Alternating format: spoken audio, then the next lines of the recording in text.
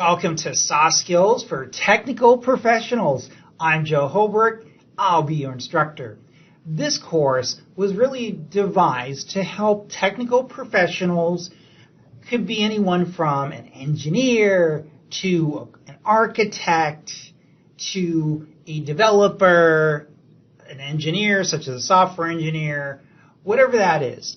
Now, soft skills are so critical to master because if we have the technical skills, but we don't have the soft skills, in a lot of roles, that can really affect our success to that organization.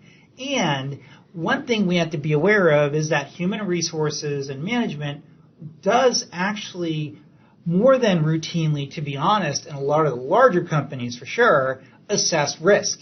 This will help them determine, are you an organizational fit or are you not?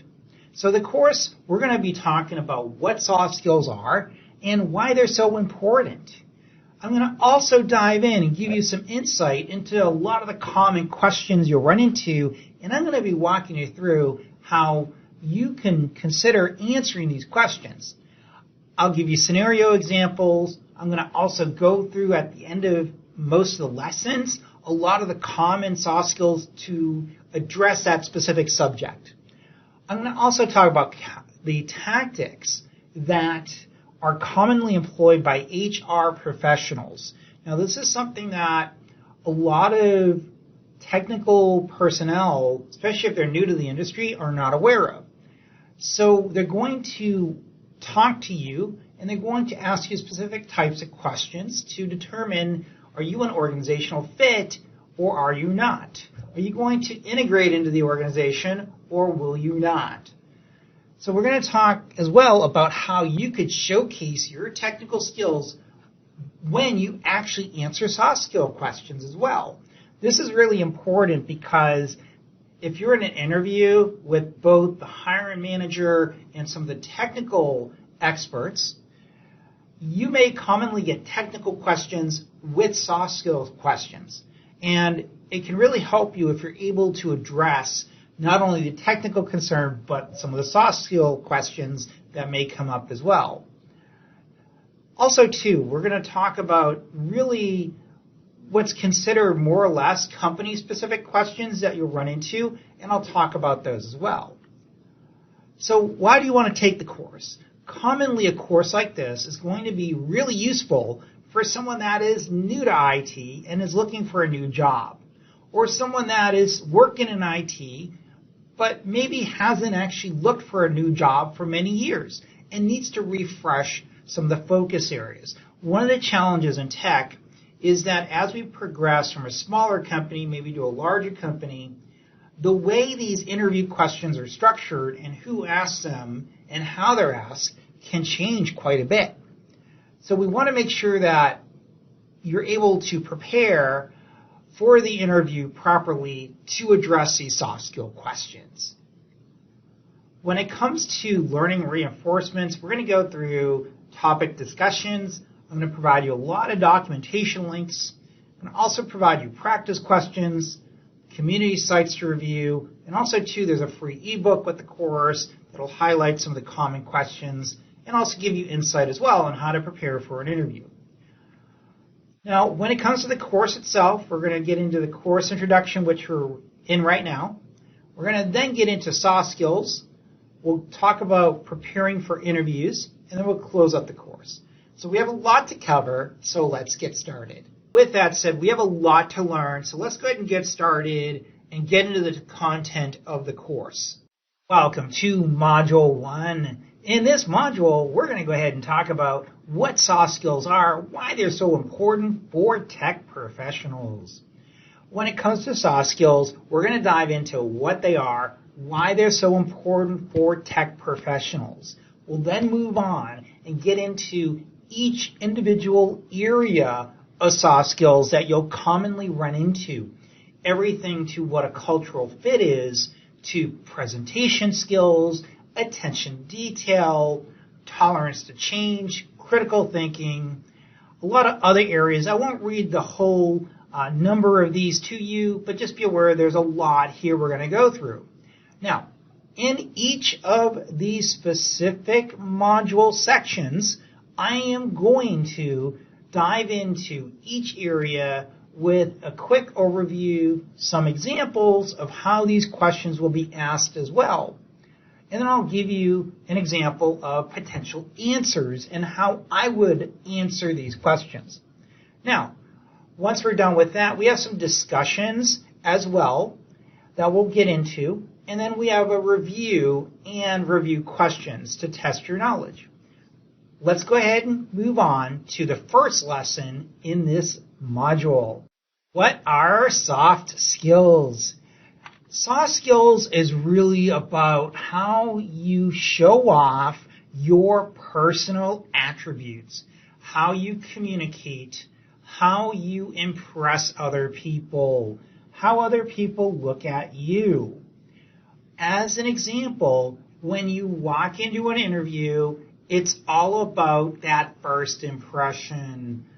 Employers want to feel comfortable with you, but also want to appreciate that you may be very technical in cloud architecture or Java programming, or maybe you're just a whiz-bang developer for Golang. Whatever it is, that's great. However, you may not be able to get that job or place well in the interview process if HR feels your risk.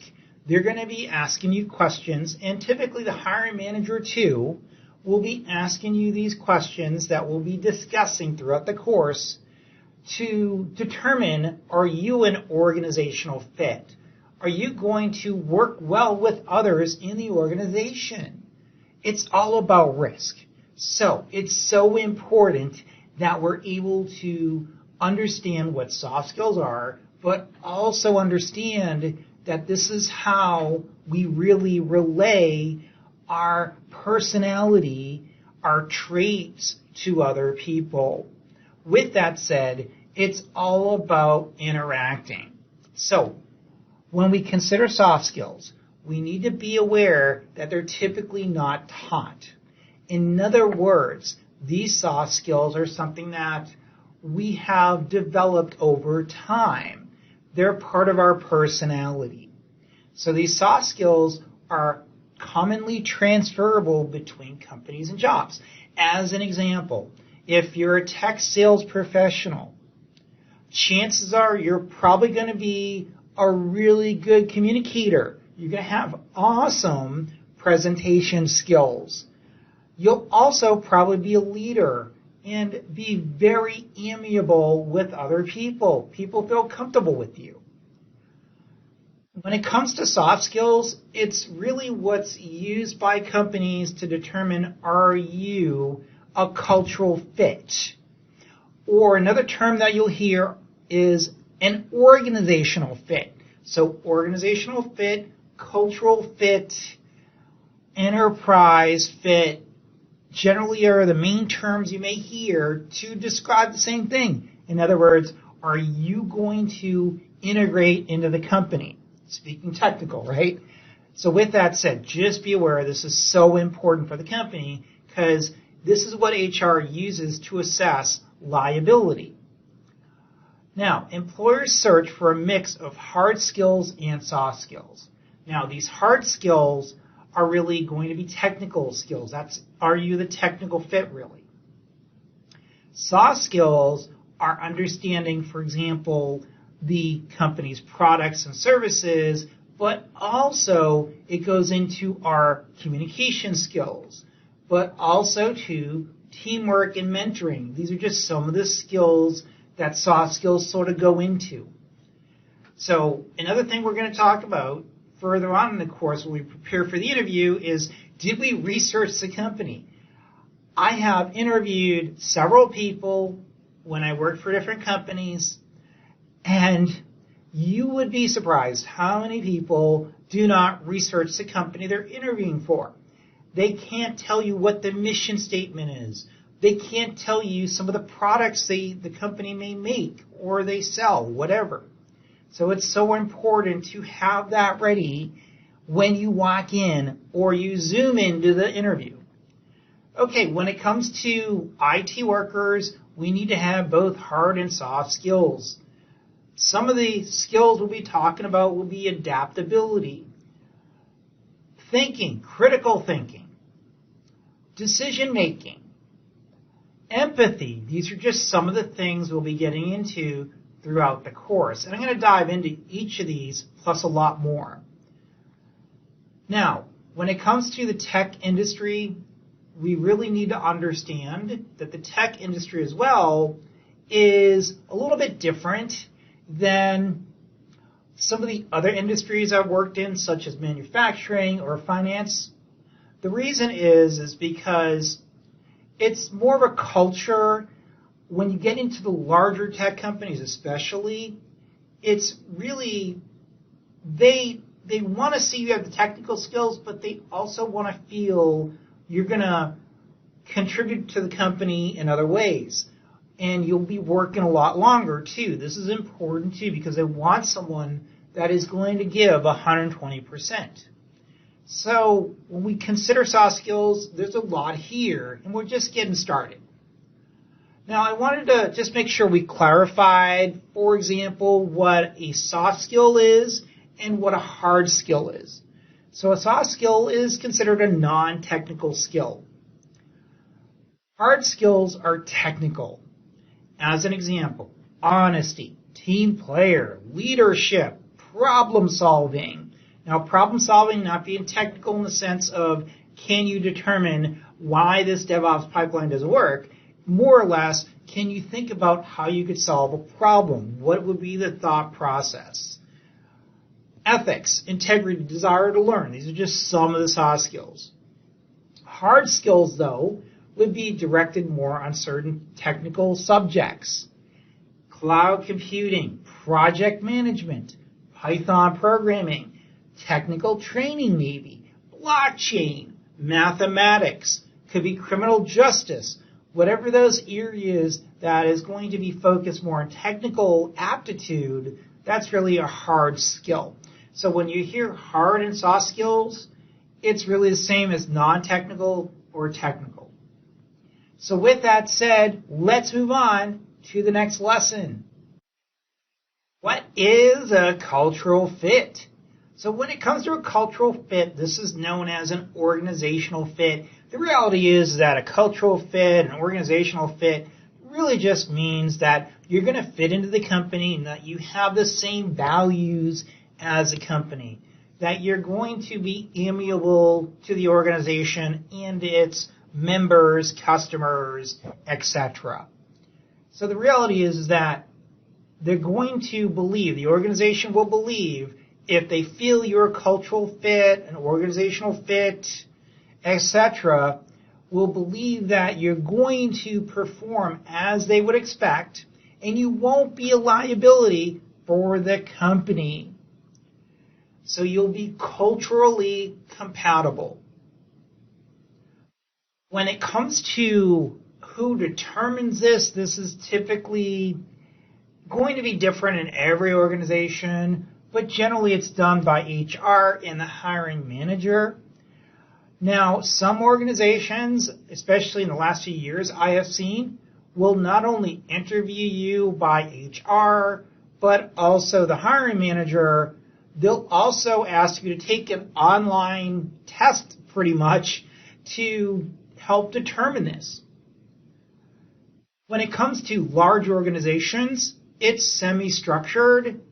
What this means is it's not structured to a point where one person decides, like in a smaller company perhaps, it'll be HR or the hiring manager. In a larger company, such as like with Google, they're going to have multiple assessment points. And in one organization, for example, it'll be different. And then in another, it could be a little bit different. When I say organization, department, business unit, etc., let's say at Google or at Amazon or whatever company. So it is important to realize that this is going to be assessed very differently and sometimes on a case-by-case basis, but it is assessed in most of these companies. No doubt about that. Okay, so when it comes to tech workplaces, the cultural fit really does impact performance. What this means is if we're able to fit in culturally, we hopefully should be able to do our jobs. So if we're able to work together, provide better solutions, build trust, not get into, disputes with people all the time, it should be good for the company, right?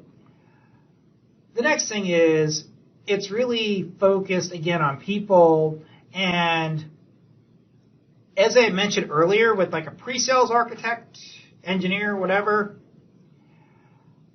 they're going to interact with people very differently than someone that is developing a Golang program or someone that is basically going to be putting together technical documents.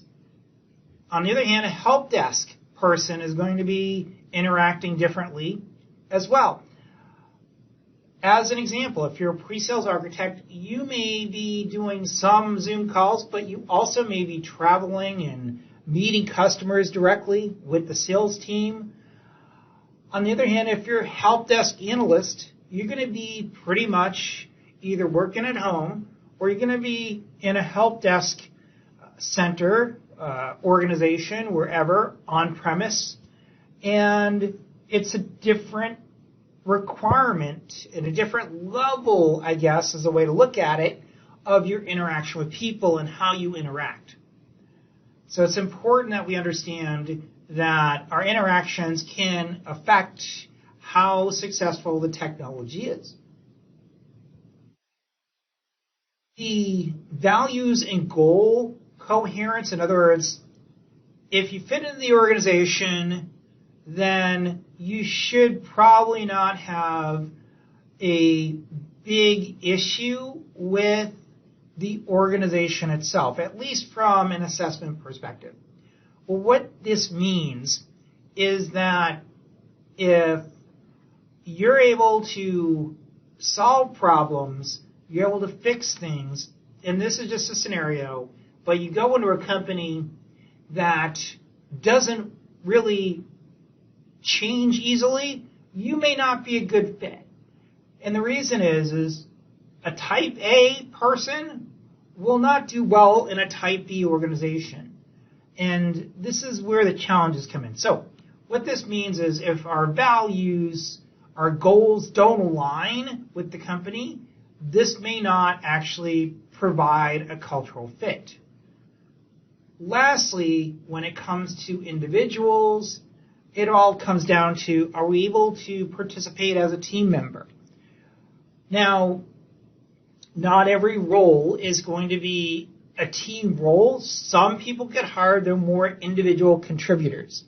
However, as I had mentioned, if you're more of an individual contributor, in a lot of cases like a developer, it's going to be different than if you're a sales engineer or an analyst that might have to talk with people a lot more, whatever that scenario is. So just be aware when it comes to what are some of the big things that can impact a cultural fit and the culture, these are just some of the things to consider.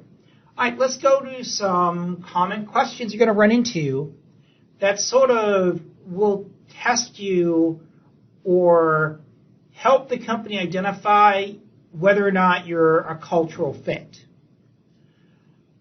Describe the type of work environment in which you are most productive.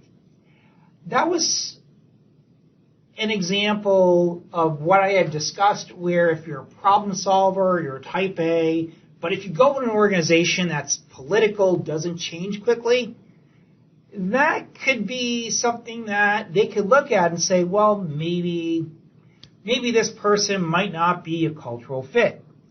Another thing that comes up with when you describe your work environment, generally human resources is looking for a couple things. They're looking for, are you able to self-start yourself? Are you able to work as a team? Can you follow directions? These are some of the things that they're looking at and assessing. This falls into why did you leave your previous employer? Again, now, when you get a question like this, do not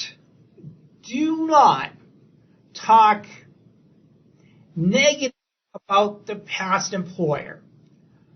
This is really important, even if it's all true, even if they're thieves, they didn't pay you, or whatever that scenario is.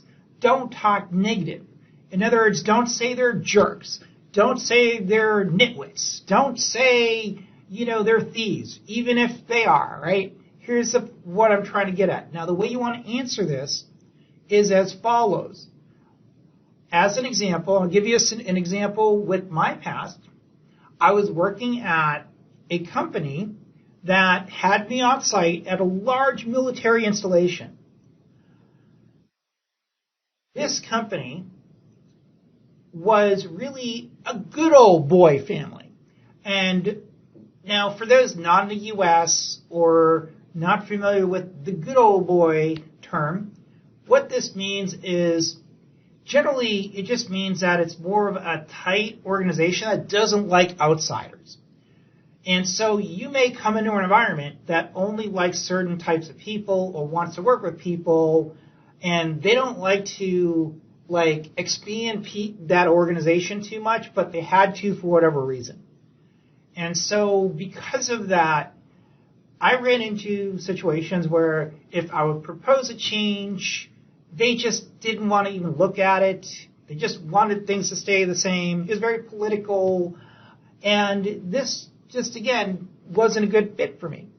So something like that, I would sort of come off saying, well, I left the previous role because of the fact it turned out that I wasn't really a good fit for the organization because I have a tendency to like to solve problems, and that organization was very structured and had a really tight relationship between the organization, the government employees, let's say, and they just didn't want to move quick enough to actually help me get my job done. So I didn't want to stay in a job that made me not perform, right? That was really all about, how you relay that to your potential new employer. Now, I won't go through all of these, of course, but I did want to point out a few things. Another common question that I want to say probably on every interview I've been on, not everyone, but 80%, they like to ask, what are your strengths and weaknesses? Okay. So, here is how you want to approach this.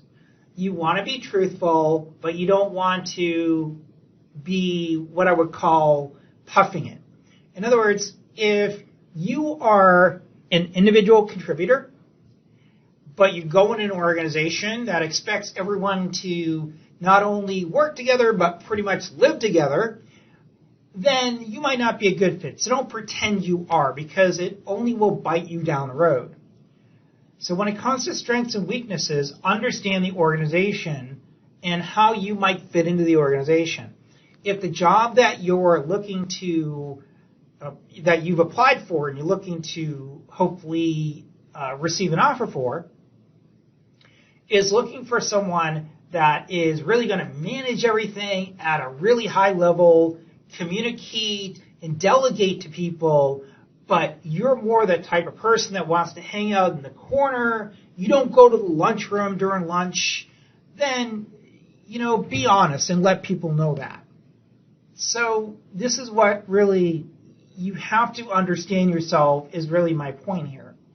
So be honest about your strengths and your weaknesses. Another thing, too, when I answer that type of question like this, or if I'm interviewing someone, let's just say I'm interviewing someone, here's what I'm going to look for. I want to hear that this person has room for improvement. I don't want to hear all strengths. I don't want to hear that, you got 100 on every test that you've taken the last 20 years of your life.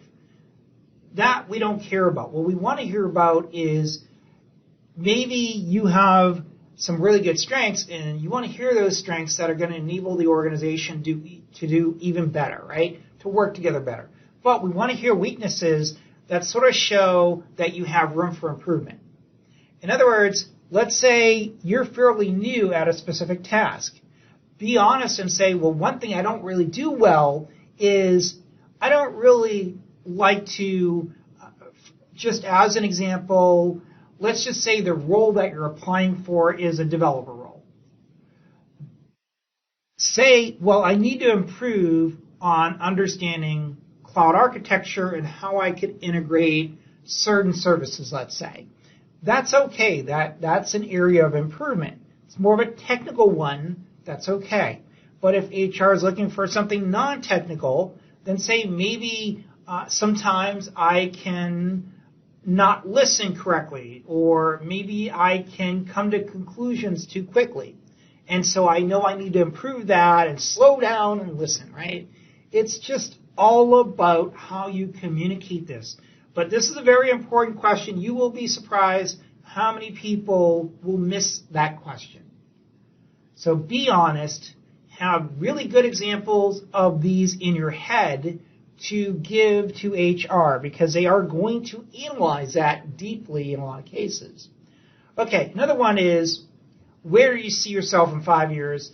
This is what I like to hear. It might be 5 years, it could be 10 years, it could be 1 year, whatever it is. The reason they like to ask a question like this is to determine, are you more or less going into an organization just to pay the bills, or are you looking to improve yourself and hopefully help improve the organization? This is what people want to see. So with that said, these are just some of the common questions you'll get around how HR management will determine if you're a cultural fit. Again, there's a lot there, and definitely consider, too, preparing yourself before the interview to go through some of these questions and answer those in your head, because this will really help you greatly, especially if you're a technical fit, to get the job. Attention to detail. When it comes to details, it's so important that you go into the job interview showing that you have some skills in this area. So when we consider attention to detail, this is a soft skill that showcases that you want to actually provide work that is going to be accurate, on time, and is going to be good quality.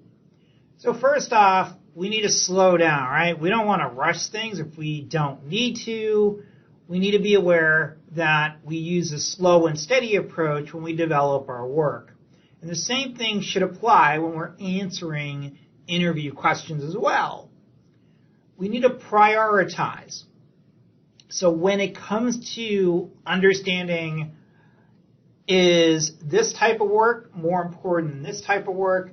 A good example is if you're a developer and you're working on multiple projects, you'll need to figure out what project is really going to require the most important work to be done first to meet whatever deadlines.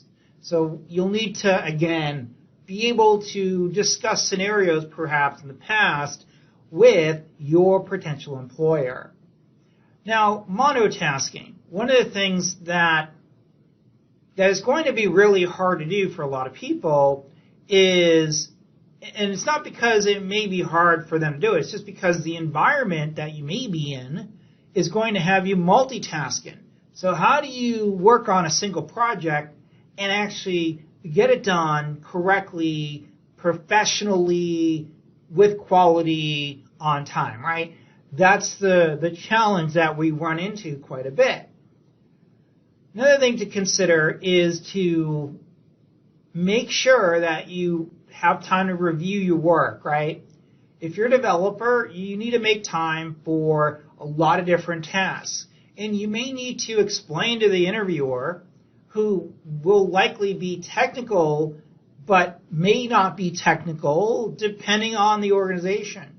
So if it's a soft skill, but you need to talk about hard skills, then you'll need to be very cognizant of who you're talking to. you'll want to answer questions about attention to detail a little differently if it's going to be another developer you're talking to versus a hiring manager who is not technical, let's say. And then we also should be aware that we have procedures that we follow.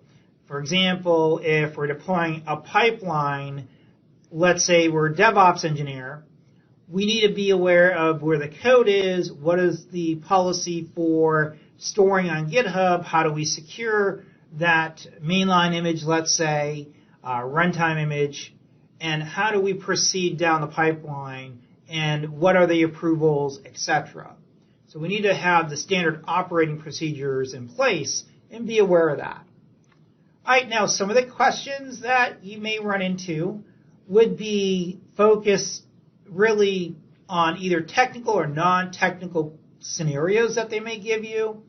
A common question would be, may not be like designing a house, but what they may do, depending on the interviewer, is they may ask you more of a technical-based question, but it's more focused on how you actually would look at a project and determine where should you start and be able to identify why.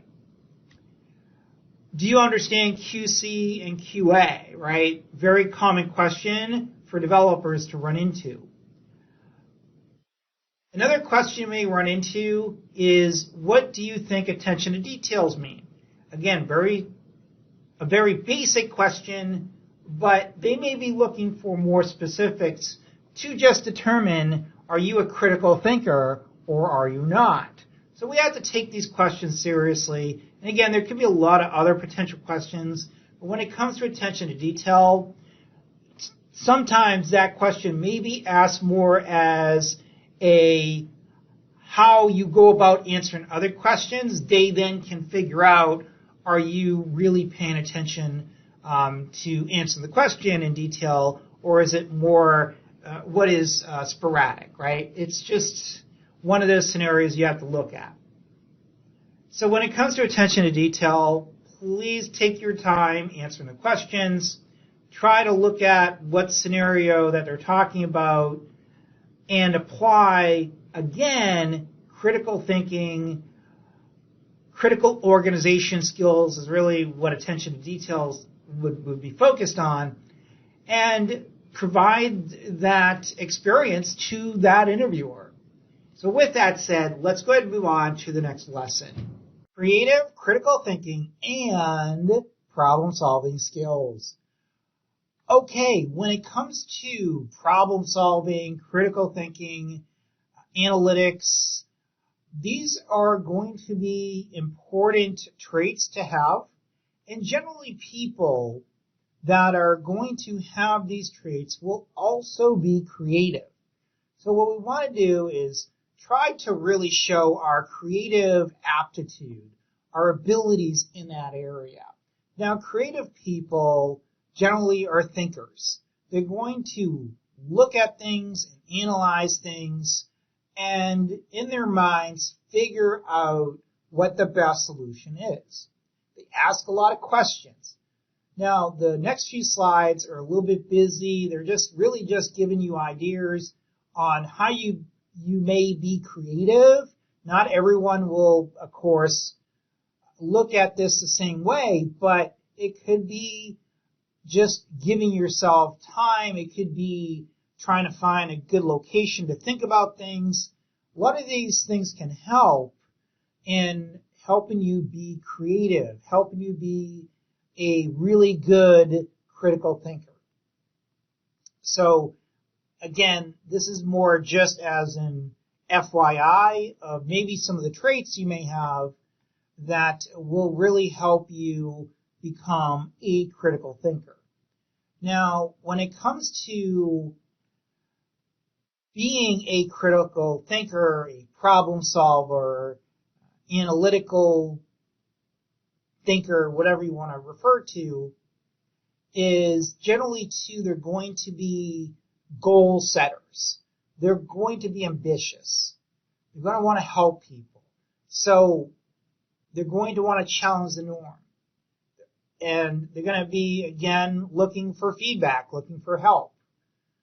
So these are things that someone that is going to be a problem solver is going to do well.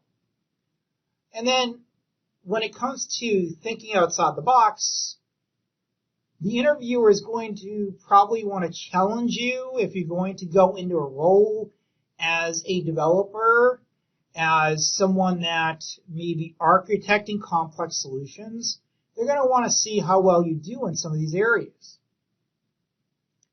So in your mind, before you answer any question, think it out. If it's a complex question and they're asking you, let's say you're a cloud architect, they're asking you how you would architect a solution in AWS and what services you would need to have in place to be able to set up an ETL or set up a pipeline or maybe migrate storage from on-prem to AWS.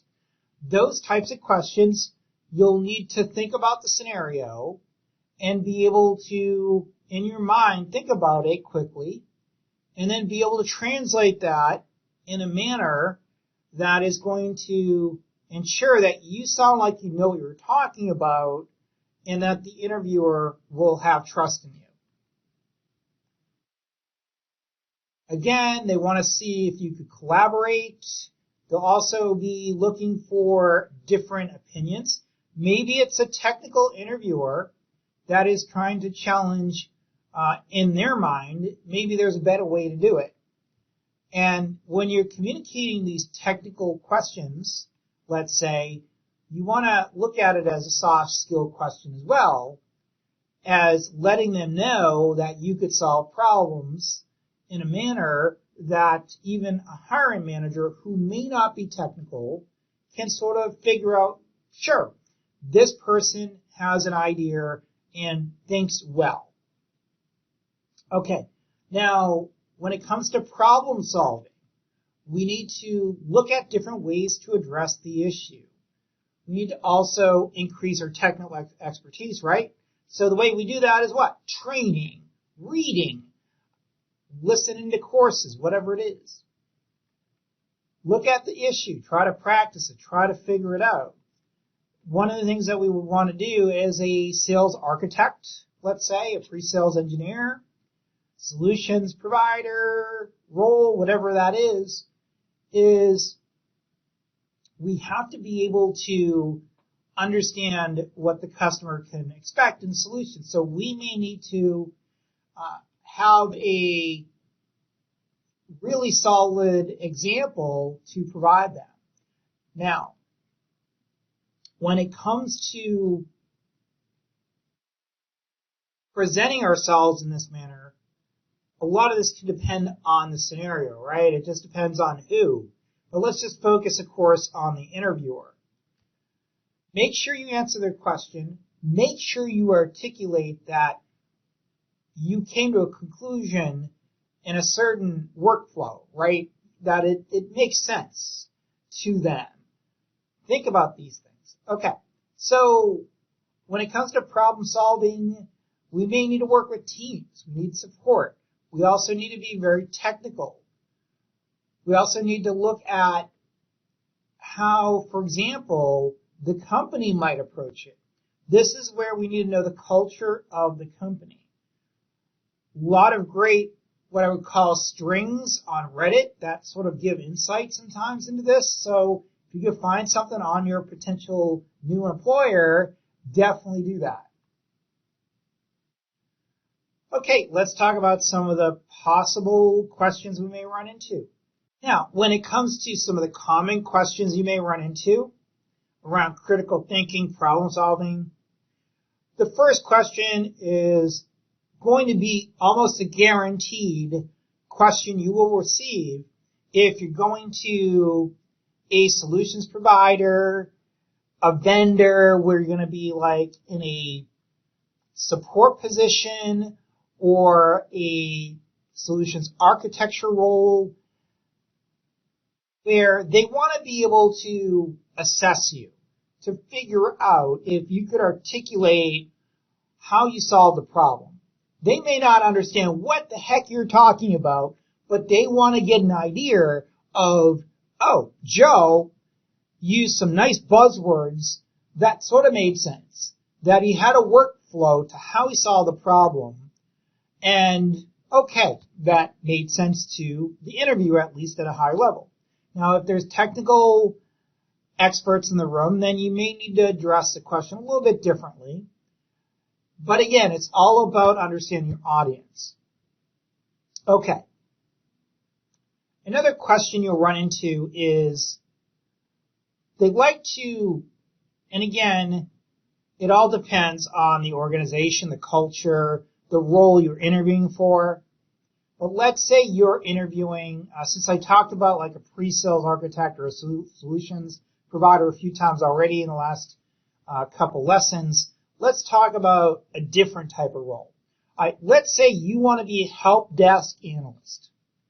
So you're going into that role. Now, a help desk analyst, and I did a lot of help desk, especially early on in my career, because a help desk is a role you're going to get into when you're first starting out a lot of the times. So you may be interviewing a company like Rackspace. Rackspace handles support. They provide solutions. They manage cloud solutions, especially for the major providers, for their customers, that is. So you may be getting a question where they're going to ask you, how did you come to a solution and what made you come to that solution? So they may ask pros and cons, but what they're really probably asking you is, what did you look at to really figure out that this is the best solution? So as a help desk analyst, you're going to be dealing with phone calls all day. This is something you'll likely run into. Now, maybe it might not be all day you'll get phone calls, but you may have support tickets.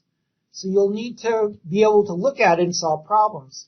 Now, again, a lot of these questions really just fall into your problem-solving skills and understanding the patterns that you use to solve problems. That's what the interviewer wants to really figure out. Now, the last question is, again, great question for a help desk analyst to have to answer. What happens if you're getting multiple calls? How do you handle that? Now, if you have scenarios from a previous job, I would sort of try to assemble that into an answer. That's going to give the interviewer a really awesome insight into your skills. But what about if you haven't been in a role like that? You're new to IT. How would you handle that? One thing I would recommend is try to really understand the organization and how this role that you're interviewing for will fit in. If the customers are calling about production-based concerns, you want to handle that a little bit differently than maybe development, or maybe it's just a application that is not going to be exposed to the public. These are things you have to be aware of. Maybe it's internal, right?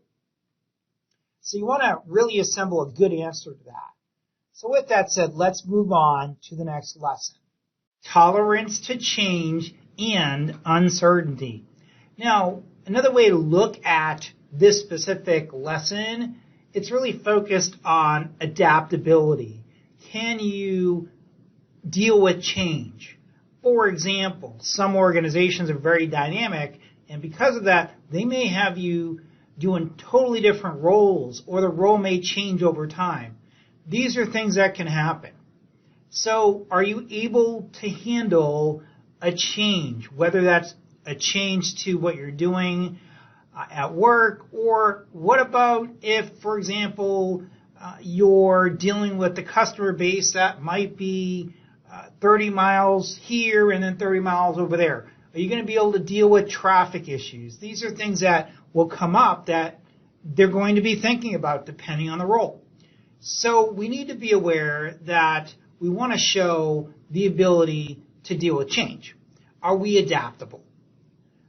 So when it comes to abilities, we want to think about, are we able to handle the change? Can we be enabled when there is a change? Can we look at that as maybe an opportunity?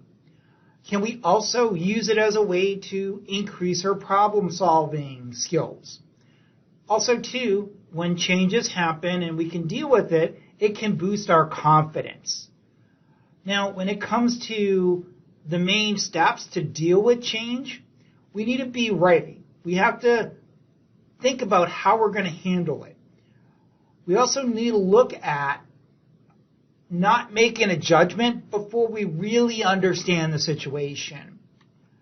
Another thing to consider is always be positive. Try not to come off as negative.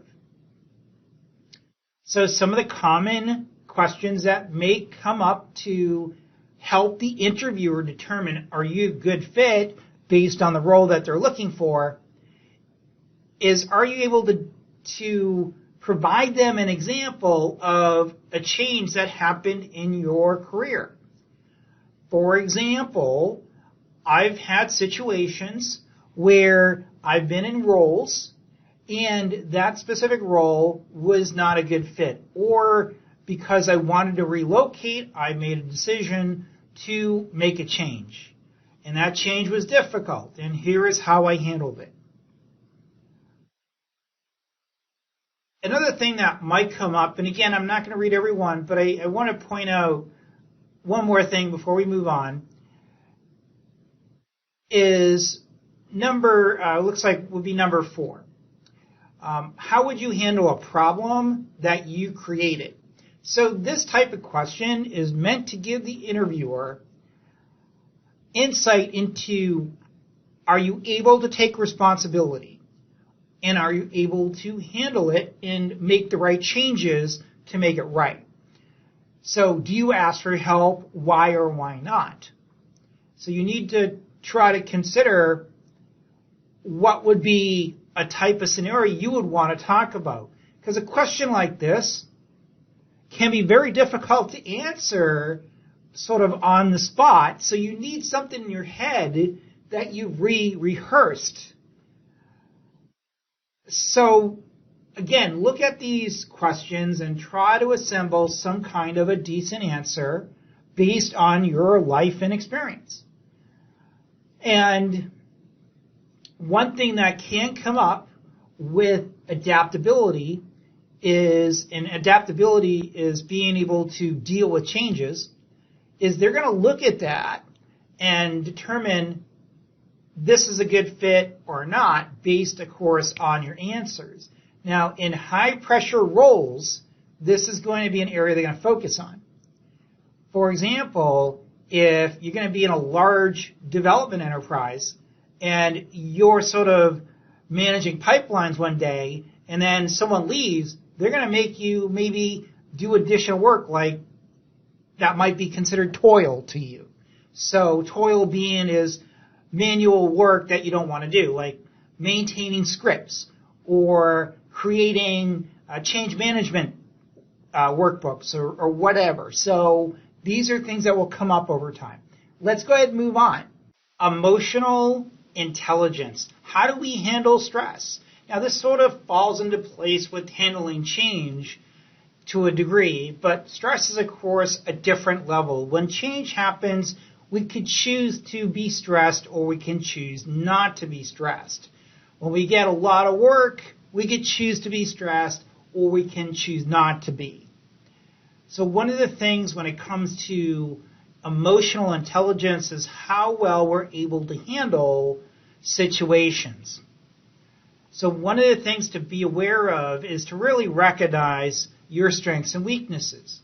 Now, a couple of things to really consider here is you probably have received feedback from other people in the past saying you handled this well, or you come to conclusion too quickly, or you freak out, whatever that feedback was that you may have received in different situations. So you would know yourself better than anyone else. So you want to just be aware of how well you handle things and be able to assume that the interviewer is probably assessing you on this as well.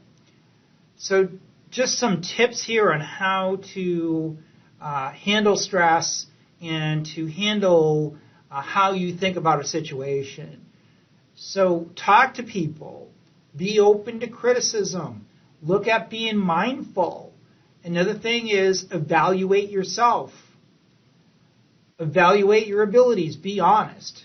And to really sum it up is emotional intelligence is focused on how well you handle your emotions in a changing environment. What do we do to really help handle stress? To be aware of what's going on? To self-regulate, right? Because if you're in a situation, and let's say a coworker comes into your cubicle and says, Joe, this is really crappy work. What are you doing? Do you get upset? Do you, freak out on them? Or do you say, I don't understand. Can you please explain?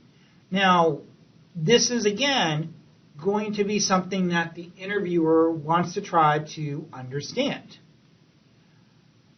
Now, of course, some people can meditate. Some people can exercise things off.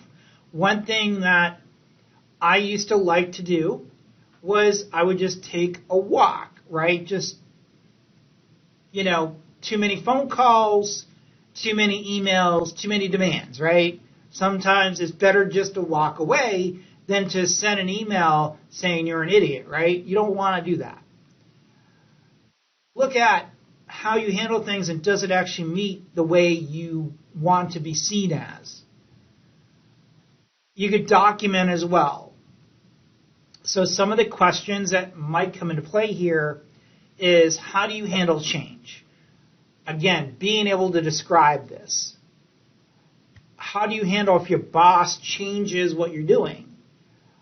Do you like a consistent schedule or a flexible schedule? Another one that comes up is how do you handle a stressful situation? And they could ask that a couple different ways. I have two scenarios there. You want to have an example in your mind on how you might want to handle that. Let's go ahead and move on. Motivation and enthusiasm.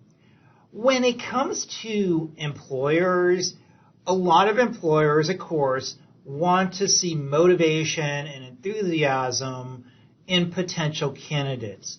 It's so important for technical staff, for technical workers, such as developers, such as architects, such as engineers, or even help desk personnel to be motivated with their jobs.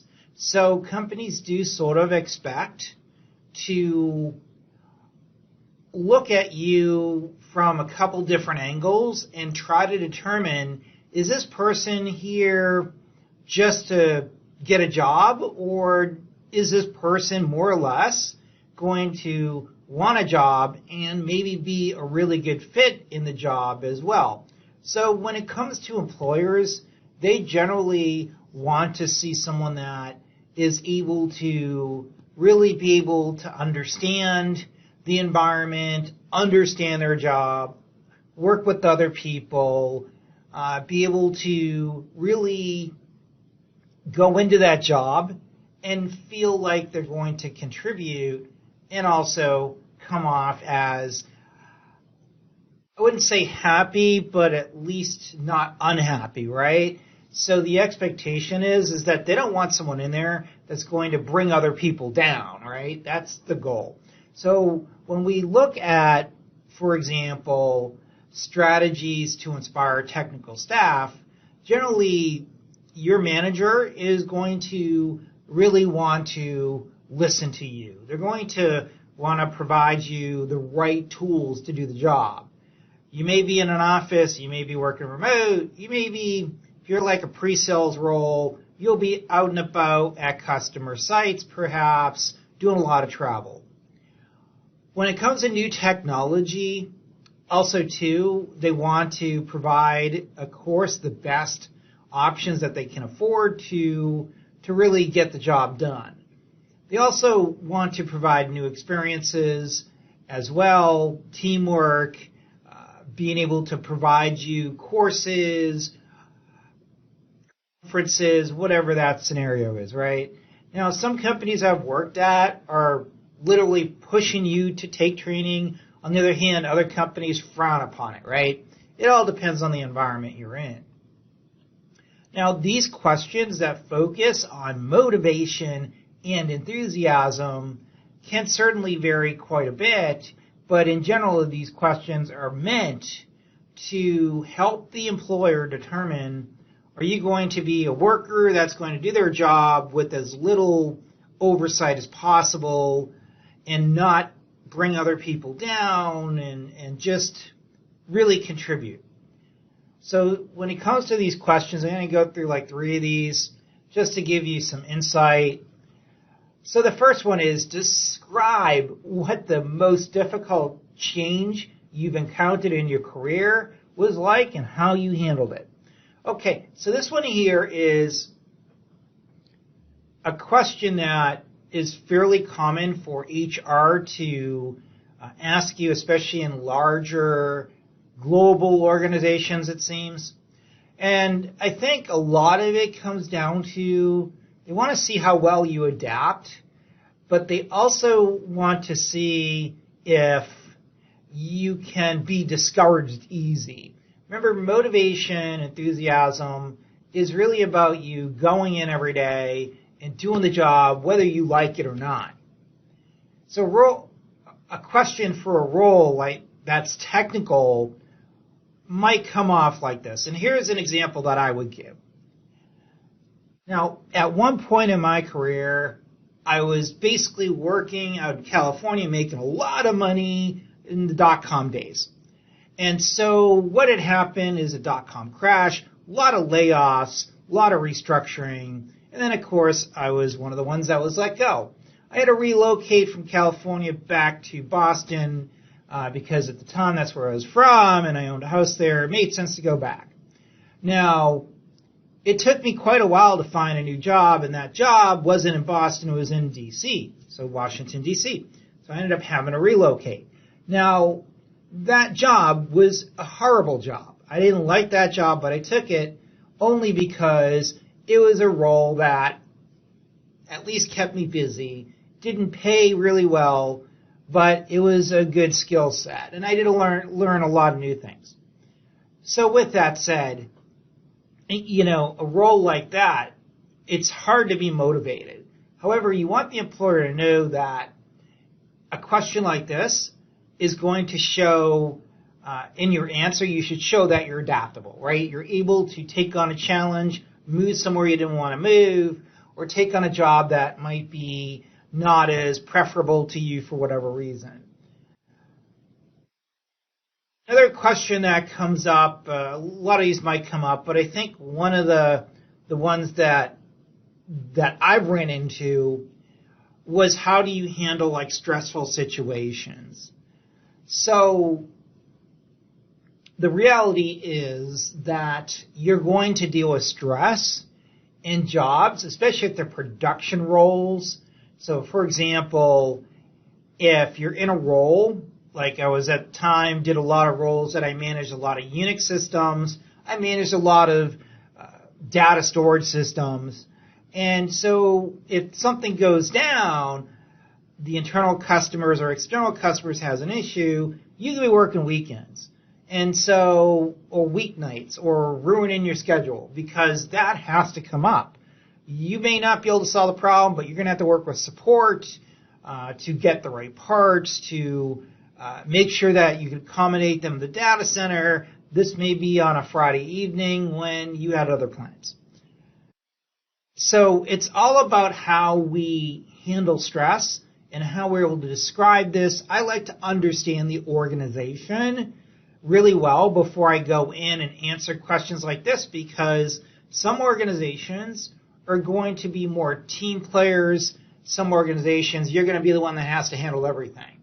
So you have to really grasp that, I think, ahead of time, because there isn't sometimes the right answer for everything. You need to sort of understand the organization and cater a response that makes sense.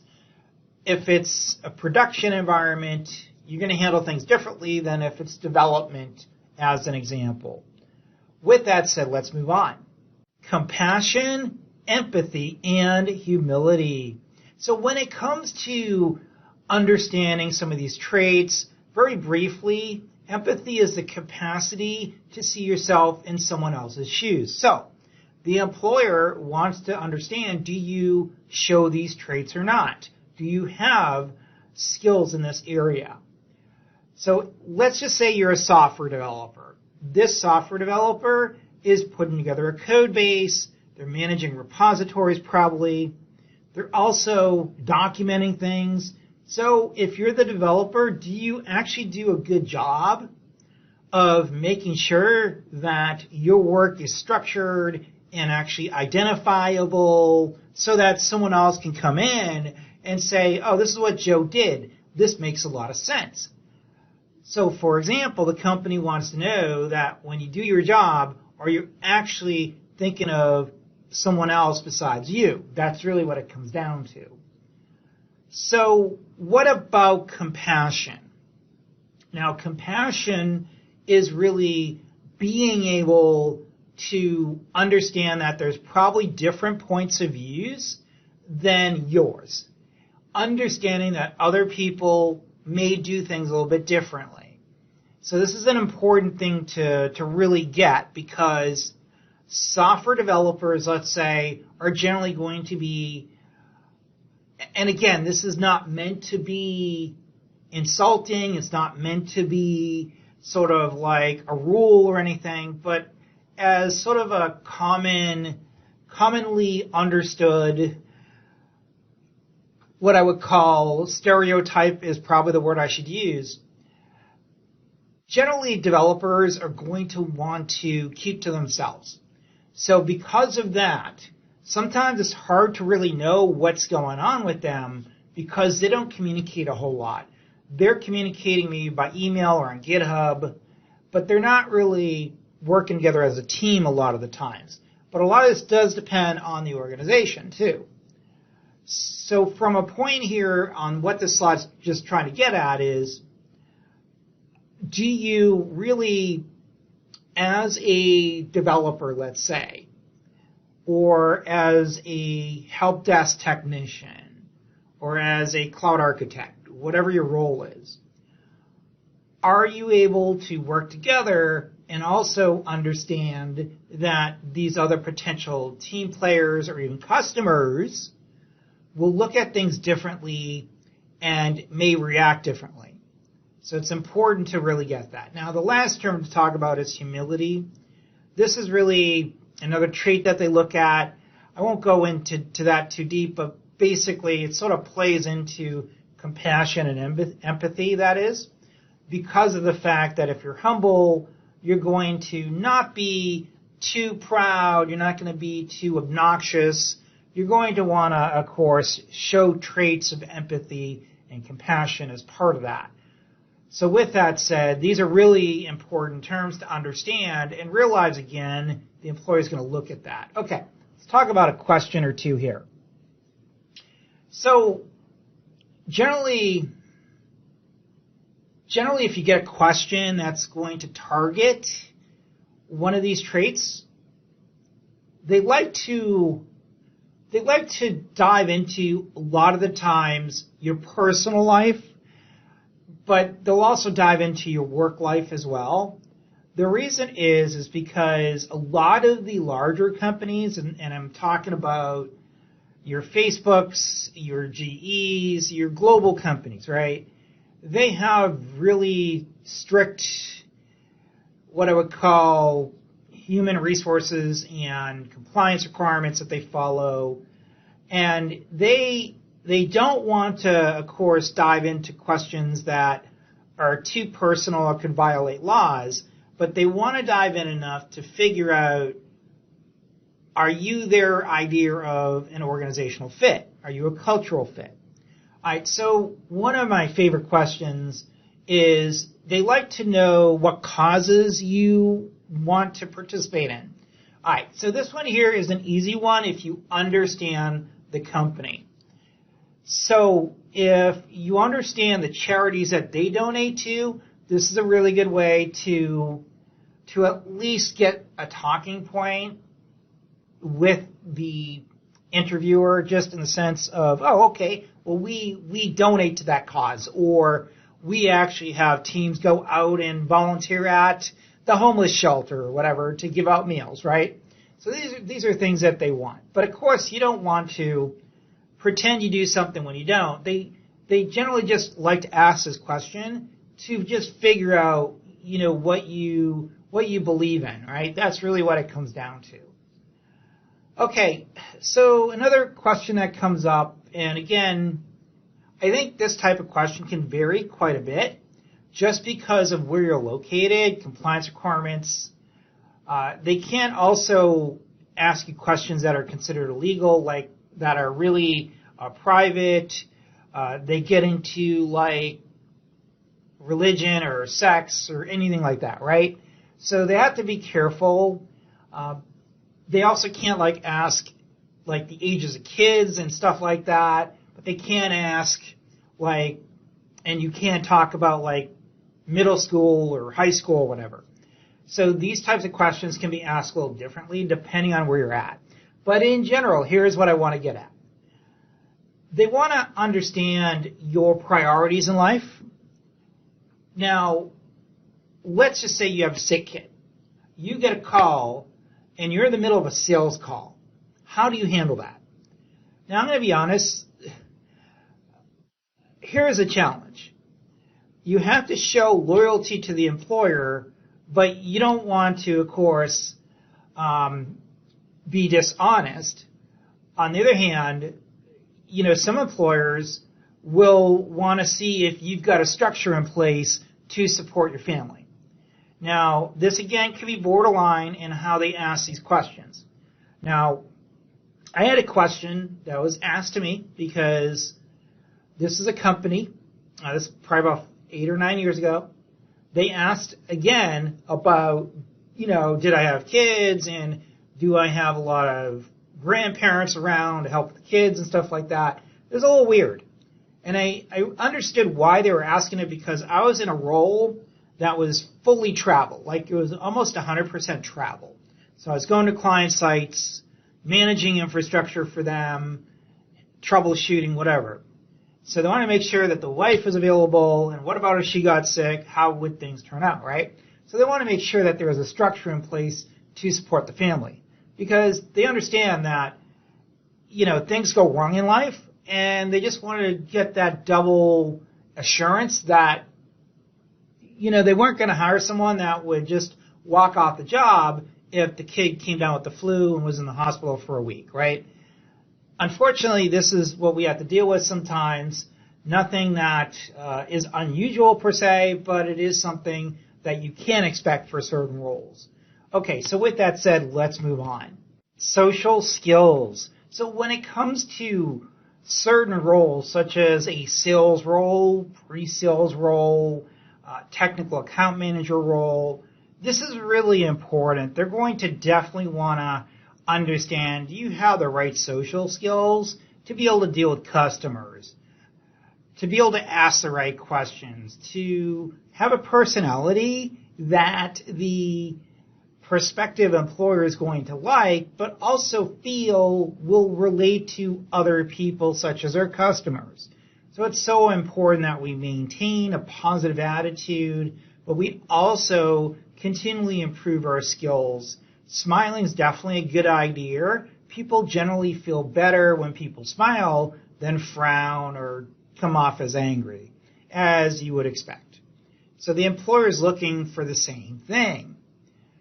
So try to be polite with people, be respectful, also try to communicate in a manner that may be very technical for the right audience, but may not be required for an audience that isn't technical, right? So it's all about understanding your customer base as well. Another thing too goes without saying, be courteous. But another thing that I think is important to talk about is, being my experience, a lot of it was in pre-sales and sales. So I was a front end. I was one that really worked towards making the company money.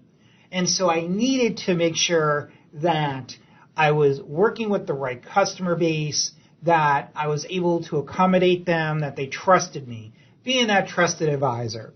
So companies really want to understand, are you going to go into the role and build the business or not?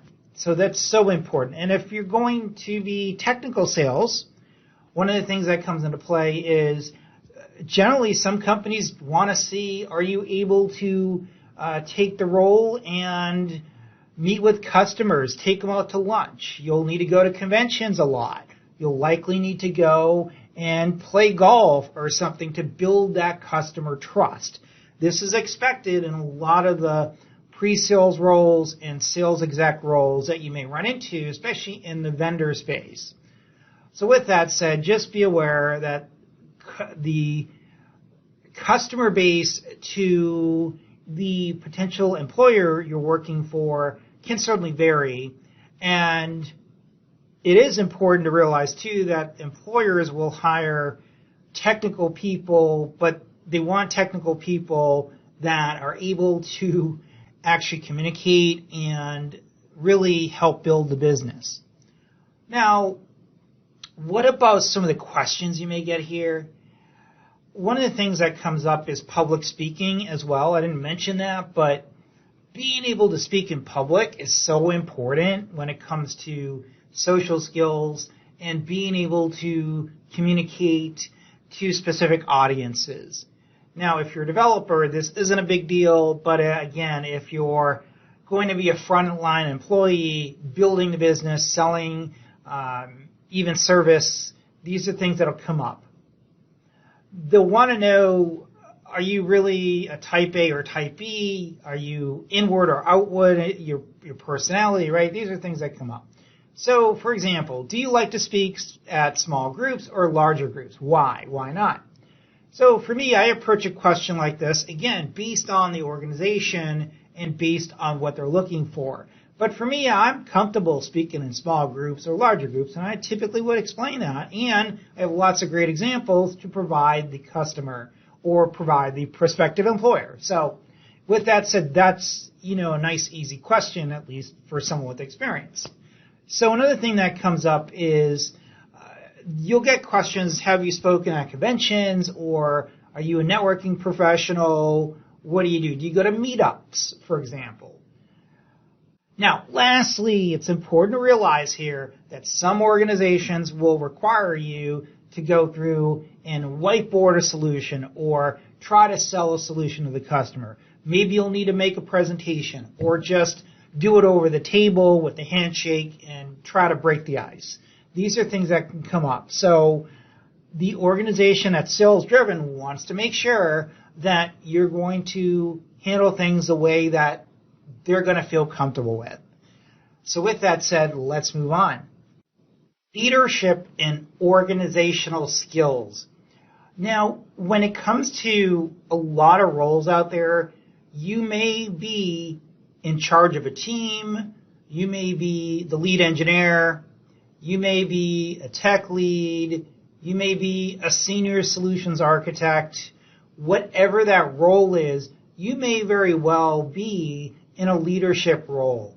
So because of that, some companies will look into your leadership skills and try to really understand, are you the right person? Now, when it comes to leadership, there's a lot of different skills here. I won't read it all to you, but just be aware that when you consider a role, you'll want to understand, is this a leadership role or is it not? Now, some roles may be individual contributors. That's a whole different thing.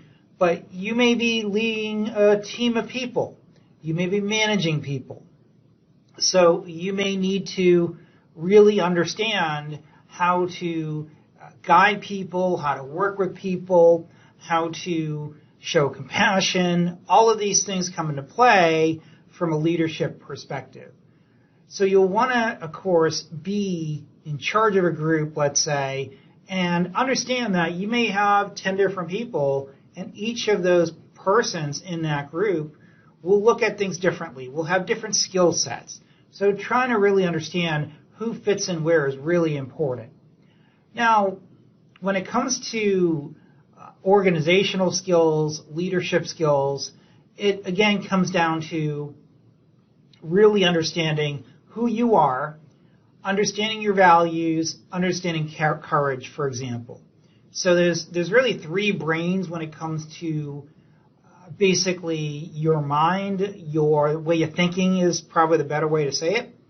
So for example, you'll be thinking something rationally. So rational thought is, okay, if I do this, this will likely happen. On the other hand, I'm just going to do it because I feel like it. That's different, right? So we need to realize that decisions are really, really important, but how we come to those decisions is just as important. So be aware of how we come to decisions, really important to understand. So create a decision-making formula and try to stick to it. What this means is you may be the type of person like me who might just sometimes overanalyze something. There'll be situations where you may not need to analyze things the way you might analyze a house purchase, let's say. So you need to really take things into account and realize, are you making the right decisions based on the right thought process? Okay, so we should always understand, too, when we're leading a team, there's going to be different viewpoints. Maybe we need to listen to those different viewpoints. So choose an adversary, as we would say, an adversary not being bad or against you, but just someone thinking a little bit differently. Also, too, try to understand, if I make a decision now, will it affect something differently than if I waited maybe longer?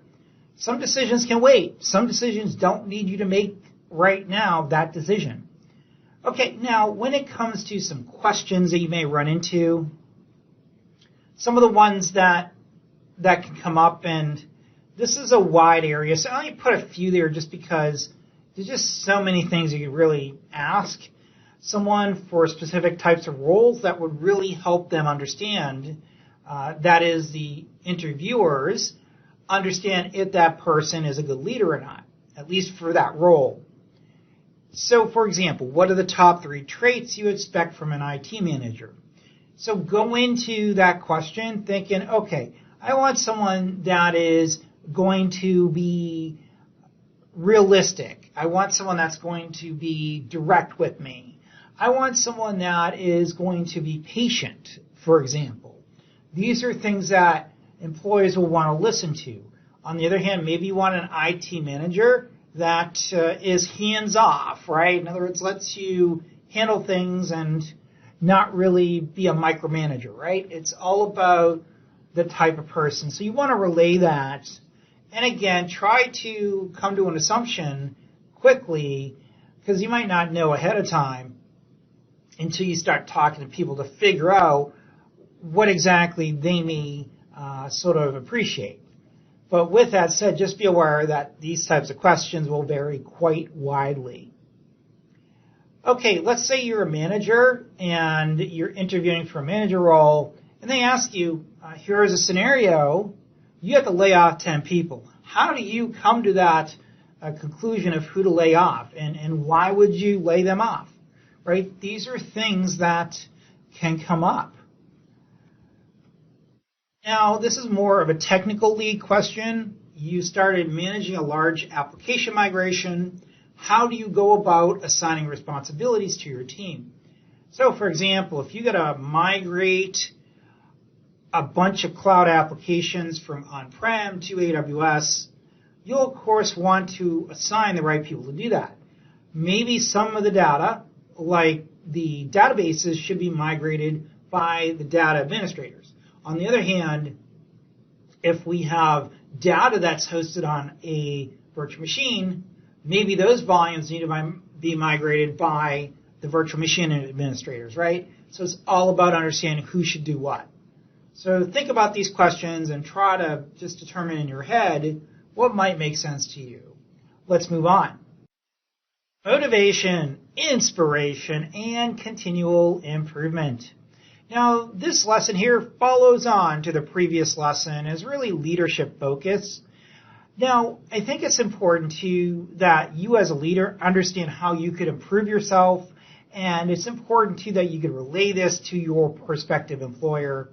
So whether you as a leader will be working together with other team members or management, we want to know as a prospective employer, let's say, how you would be handling certain situations. How do you also improve yourself is important as well. Now, these are some of the questions that you as a leader could sort of assess how well your team's doing. I won't read it all to you. This is just meant as sort of a guide, because here's the thing. If you're applying for a tech lead role, now chances are if you're watching this and you're a tech lead, you probably already know this, but just in case you don't, the reality is that as a leadership role, you're going to probably be quizzed on or assessed on how would you handle situations and what type of questions would you sort of want to ask, but also too, how do you go about your day-to-day understanding your team? For example, how do you know if the team's improving? Do you have metrics you follow?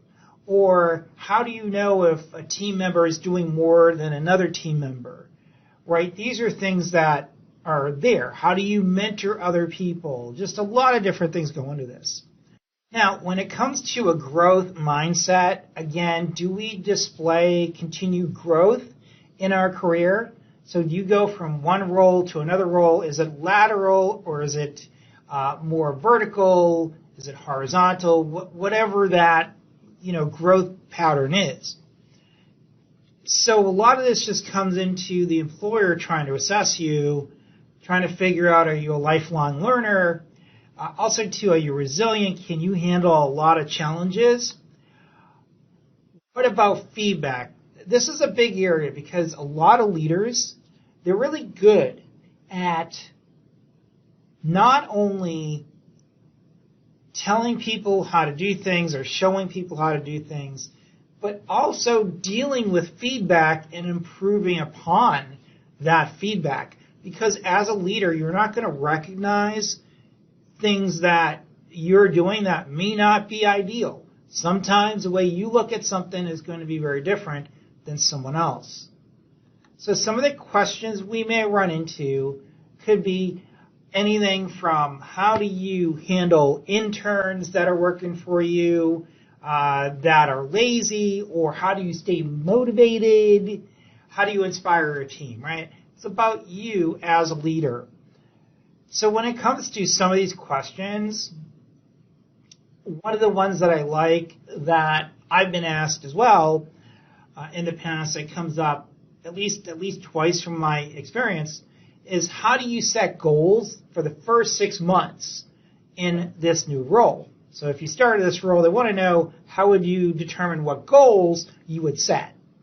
Now, a question like this is, of course, you'd want to understand the role, but as an example, I would generally approach this question as I would first want to take some time to understand the role, understand the people that I work with, understand how the mission sort of flows into our day-to-day activity of this specific role that I'm applying for.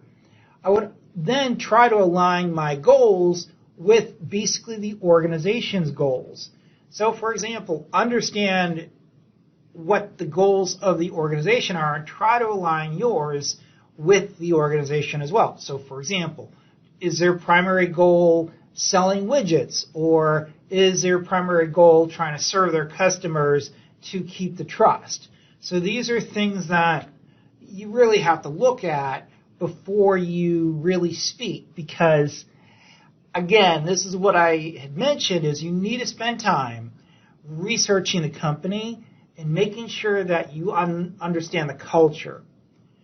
But generally, a question like setting goals is, first, I would assess the goals that I would put in place more from a draft perspective, because you don't want to set goals right away without sort of understanding, are they reasonable goals or not?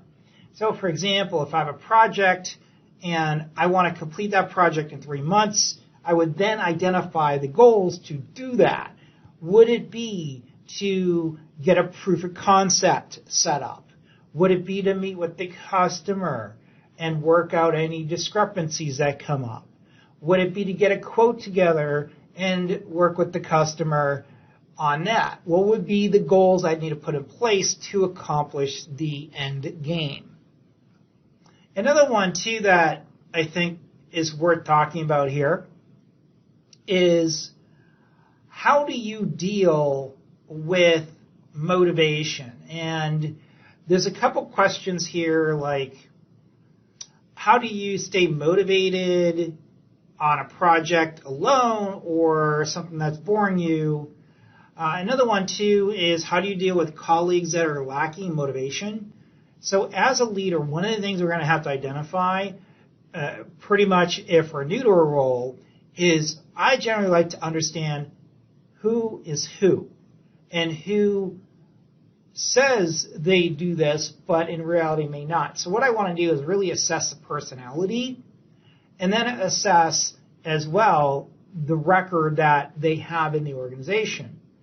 So one of the important things that'll come up is generally motivation could generally be something that is infectious in an organization.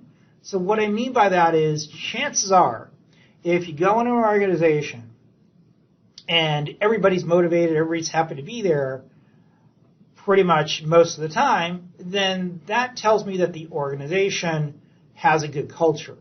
On the other hand, if you see everybody's bored out of their minds, they hate being there, they avoid work at all costs, that tells me that there's a motivation issue in that organization.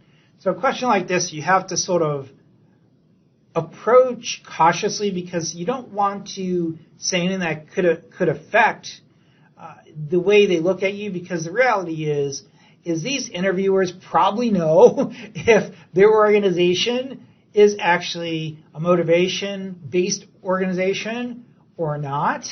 In other words, they understand that people are happy to be there or they might not be happy to be there. Generally, that's really the scenario that you walk into. So let's move on. Team player attitude.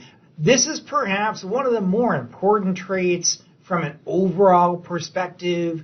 I think it's so important that when we consider a team player, there's a lot of things that go into this, and it'll vary based on the organization. So one thing that could come into play is, do you work with customers, or are they more internal customers? So external, internal. Now, one of the things about communication, we need to be able to communicate to work together, and we'll need to do this effectively.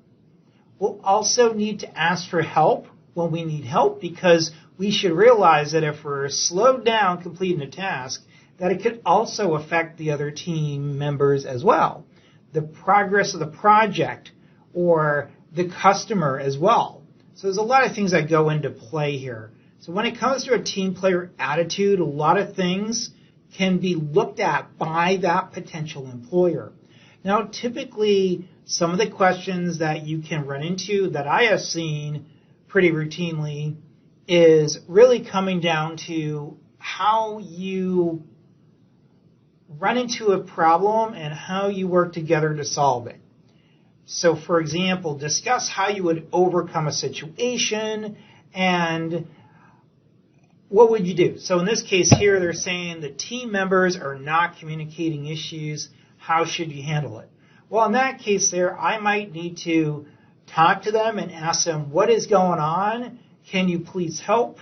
If that doesn't work, then I might need to escalate it. These are things that you'll have to discuss with your employer, or potential employer, I should say, and just answer it as best as you can. Again, the scenario might have a little bit deeper details, but just be aware that these are common types of approaches to determining how well of a team player you would be. Another one that could come into play is around, like, for example, team spirit. Okay. So team spirit means that, and it could mean a couple different things, but generally to me, team spirit means that everybody on the same team believes in the team. They want to make it better, right? That's what team spirit generally means in the world of tech. We want to build better solutions. We want happier customers, right? That's what we want. So it's about explaining how you would do that. What's your thoughts on that? So with that said, there's a lot that could go in here with team player attitude, but just be aware, be honest, but try to understand what they're looking for as well. Let's move on. Welcome to the Cloud Interview Ace program from Tech Commanders. The best way to succeed at cloud computing interviews, period. Cloud Interview Ace is a hybrid online training and coaching program with a professional community mentored by industry veteran Joseph Holbrook, the cloud tech guy, a pre-post-sales guru in cloud computing. Save yourself not only thousands of dollars, but also possibly years of preparation in this progressively more challenging saturated job market by signing up for Cloud Interview Ace. Don't risk your career on an interview without proper preparation. Taught by industry experts in both cloud engineering and cloud development with coaching by the cloud tech guy who will spend hours coaching and mentoring you one-on-one. Learn to pass the technical and soft skills interviews questions from the basics to advanced topics covering cloud pre-sales architecture, post-sales focused objectives such as cloud deployment, cloud design, cloud engineering, migrations, connectivity, and more. Cloud Interview Ace will also provide you value with resume tips, preparation strategy, how to avoid common mistakes, mock interviews, technical deep dives, must-know tips, offer negotiation, and also, very importantly, whiteboarding designs. AWS, GCP, and Azure Cloud platforms will be covered. This can change your world, so what are you waiting for? Let's get started. Desire to learn. One of the traits employers look for is certainly desire to learn, especially in the world of technology, because we just can't know everything and we won't be able to keep up anyways with how technology changes. So we're expected to learn every day in the world of technology. And this is an important trait that you can expect most of the larger employers and even smaller ones as well to expect that you have. So everything from skills you need to learn to tasks you have to perform over to your career goals, you will certainly need to take on these additional training requirements to better yourself, to even meet the requirements of your job. Another thing, too, is a lot of companies have mandated training. You'll need to continually learn new things, whatever that is. Maybe it's just IT security fundamentals. Maybe it's getting a new skill that's coming into the new organization that you're joining in. So whatever it is, it's about really understanding how you are going to adapt learning new skills. They want to know this. So how do employers sort of approach this? Commonly, it could be everything as simple as you telling them where you need to improve, and is that something that you're willing to do? It could also be skills you feel you need to improve upon, and them providing you the opportunity to improve upon them.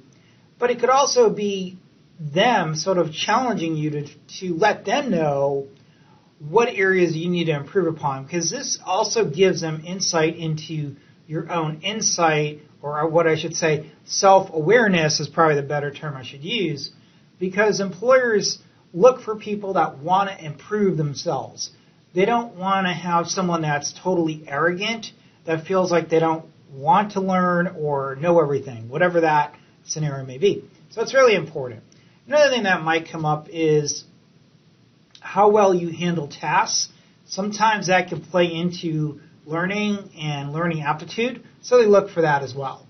Let's move on. Open to criticism and feedback. Now, a solid leader, a true team player, will, open to criticism and feedback. Now, a true leader, a true team player will be able to deal with criticism and feedback, especially if it's constructive. So when it comes to feedback and providing feedback, companies want people that can ensure that they can work with other people and are able to help other people grow And one of those ways to do that is through criticism. When people can do better, let them know. Provide them ways to perform better. So when it comes to criticism, it's all about keeping it factual, be frank, being direct, right? Try not to sugarcoat something if it shouldn't be sugarcoated, right? It's all about really being honest, direct, and to the point. So when someone does something really good, you also want to provide feedback on that as well. And once again, just try to drive people as well as yourself to do better. That's really what it's about. So when it comes to some other points with criticism, whether it's constructive, is again prioritizing, for example, specific behaviors. Try to point out as an example what someone does really well and how they do it really well. Another thing that comes up is so this one here is a little confusing the way it's worded, but let me change this a bit. So for example, concentrate on alterable items. What that really means is try to focus on things that can be changed. Now, some things can't be changed, right? If for example, someone, has to leave at a certain time every day to pick up their kids at school, and they're a good worker, you don't want to try to change that because you may lose them, right? You don't want to do things if you don't need to in that situation. So, try not to. Another thing that comes up is, and I ran into this a couple years ago, not everyone is going to be a good salesperson, right? You can't expect a Python programmer to be a really good sales architect. It's a different personality type. Generally, a really solid programmer is going to just get into the code, make it happen. They want to focus. They don't want distractions everywhere. Whereas someone that's really outward towards people, they're going to be different, right? So it's about understanding what can be changed and what probably shouldn't be attempted to be changed. So it all comes down to constructive criticism. Okay, so some of the questions that can come up in this area is really focused again on skill sets, and we want to make sure that we understand skill sets where you are able to discuss your skill sets, but also be able to provide some insight into how you were able to get feedback or criticism and make things better. For example, I remember working at a large defense integrator like maybe 10 years ago. One of the things that came up was my boss had noticed that I wasn't really performing as usual. Well, why is that? Well, because I had other things going on in my life, and I did actually have some side hustles. So, I wasn't as focused as possible. And, he was pretty positive. He goes, whatever's going on, let us know. But, we need you to do a little bit better. There's a lot of deals on the line, and we really need you to come through. So these are things that you receive that are actually positive. It wasn't negative. It wasn't a threat, where if you don't do better, we're going to fire you, right? So you as a leader need to show how you can help guide people, when it's really needed. Now, on the other hand, there's going to be situations where people do stupid things. And when people do really stupid things, you'll need to make sure that they leave. So we've had instances, I've had an instance where we've had wasn't really a developer, I guess more of a analyst, who was, basically surfing, the internet most of the day. And it turned out that he was looking at, inappropriate pictures, right? So these are things that we found out, so we collected evidence. It was pretty much, not a good thing. We had to call the police, provide evidence. It was not nice. So with that said, you can't remediate someone like that, right? It's just, you gotta get rid of them. They're too much of a risk to the company. So with that said, it's all about providing criticism and feedback. So you want to provide them feedback like, that was pretty stupid to be doing that, my friend, right? That's okay, because that person will never be remediated if he's looking at pictures like that. Okay, so one of the things that can come up too is, and a couple of these are really good, but I just want to go through one more. So for example, for example, you go in a new role, how would you handle a manager who states you're not performing up to par or as expected? So basically, you could be going into the position as a leader, but they also want to find out too how you would handle your boss maybe saying you're not doing good enough. So do you ask the right questions? Do you say, okay, I'll do better? You want to get the right insight. So you don't want to overreact to the question like that, right? It's about really being a man, right? It's about taking that appropriately, or being, a woman, right? Whatever that proper term I should be, having, being an adult, right? Having integrity, right? And just, dealing with it. Because the reality is you're going to run into people that won't handle things appropriately. It's going to happen over time. And you'll have to really deal with that as a leader. This is something that is going to come over time. A lot of people feel entitled, like I can do what I want when I want. So that is not behavior that you can tolerate, at least for any length of time. So with that said, it's okay to be criticized. It's great to accept the feedback as well and to handle things appropriately. So when you go into that interview, ask for feedback too. One of the things that I usually like to do is, if the time permits and the interviewers are available and they're willing to provide you feedback on the spot, ask them, how did you think I did? Or did you, have any insight?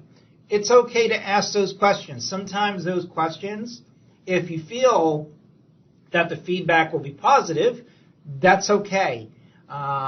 Or at least ask after the fact if you get that feedback. Now, some companies are pretty strict on that. They won't actually provide feedback for legal reasons, they say.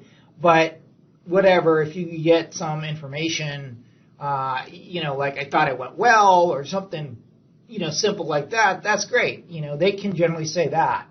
Okay, so with that said, let's move on. Conflict resolution. So when it comes to conflicts, we're going to run into situations throughout our work career where we may not get along with people, or people that we get along with may have an issue with a certain comment you made, behavior you show, or they're crazy. Whatever can occur. Maybe they're just different, right? So these are things that come up over time. I've certainly ran into issues where sometimes it's better just to avoid people because you know that they're more the type that they're passive aggressive, or they're always looking for a fight. It doesn't matter, right? They have an ego to prove, and that's just how it is. So one of the things that you need to be aware of is always try to de-escalate any situation. Try not to reciprocate any rudeness or ego, whatever that term I should use is. But just be aware that sometimes it's better just to stand back, not fight it, even though a lot of people will definitely want to fight it. But just be aware that your job's important, your safety is important, and if you ever feel uncomfortable, just de-escalate it. Don't push it. Get the right people involved if you feel it's appropriate. These are things you have to come off with. But anyway, so what are some of the things to think about here? So employers look for people that can handle conflict in a positive way. They don't want to ask you a question and then hear you say you're going to go ahead and, one up the other person. That's not something they generally want to hear. All right, so when you get a conflict, you want to try to de-escalate. Never be rude. Try not to be arrogant with that other person, even if it's deserved, right? Listen and think before speaking, and always be positive. Try to show empathy. Now, it could be coworkers, it could be management, and it could be customers. Now, the way you handle customers will be a little bit different than the way you handle management or coworkers, just because of the fact that the customer is a revenue-generating contact. Companies do generally want to handle that differently. So we need to be aware of dealing with customers can be a little bit different. We may need to deal with a rude customer. We may need to just shut up and just let them vent, right? These are things that can occur. I've been, berated at least twice in my career. Once probably justified, another time not at all. Sometimes you're just in the wrong place at the wrong time, or someone else in the company shipped something totally wrong and, it's blamed on me, right? These are things that can occur. You just have to deal with it, swallow your pride. Okay, so what are some of the questions that may come up? These are just some of the few, but generally what I have found is commonly employers like to test you to determine how you would react to a situation. So if someone is confronting you and they're becoming passive-aggressive, meaning that they're talking to you, but they're sort of insulting you, or they're sort of in your face, right? They're taking up your space is the way I like to put it. These are things that can make people feel uncomfortable. So they want to know how you would handle that. So one of the first things you should say to that prospective employer is, I want to try to de-escalate. I'm going to just listen to them and say, okay, well, let me know what is the challenge here. Let me know what I could do better. Even if you know darn well it's nothing to do with you, they're having a bad day, or maybe they're just, your common bullies, whatever that scenario is. At least initially take that. As long as there isn't a safety issue to you or anyone else, sometimes it's better just to shut your mouth and nod your head and say, oh, I'm sorry. Now, on the other hand, you certainly don't want to tolerate the same behavior from the same person over and over, because there's certainly going to be people that will push you around in the workplace. It happens. You'll need to be aware of that. All right. Now, another question that can come up is, especially for sales-driven roles, they'll ask you how you may handle a berated customer or an upset customer that's berating you. Now, berating means that they're sort of putting you down, they're insulting you, they're making you feel sort of not good, right? And one of the things I always like to basically talk about is try to understand what exactly the issue is from the customer, let them vent, and if it's becoming a little bit uncomfortable, you can always record the conversation in multiple number of ways if you need to, just because you don't want a customer, especially if you're a tech person, to say you're incompetent or whatever. I've seen situations, not many, it's like one of those that happens every once in a while, where you'll get a customer that just doesn't like you. I had a customer at a large organization, it was a manufacturing organization, that just didn't like me. I just wasn't, a redneck or whatever. It was just whatever the term I should use, right? They preferred someone they could talk to that liked to go fishing or something, right?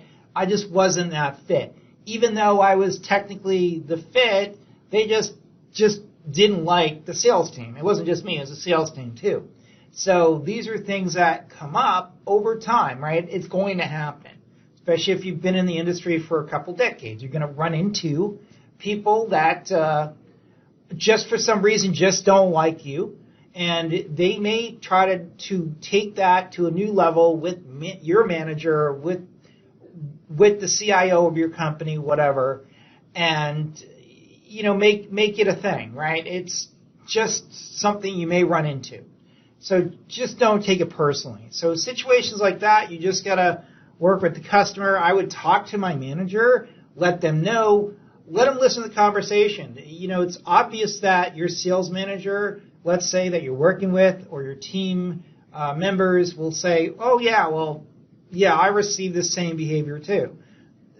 This is something that will come up, unfortunately, over time. Not everybody's happy in life, and some people want to make you feel unhappy. It's just how it is. Okay, let's move on. Work ethics and integrity. So when it comes to both of these traits, it's important that we're able to show this in a number of different ways. First, we need to build trust. Second is generally having a history that can help provide insight will also help you in this area.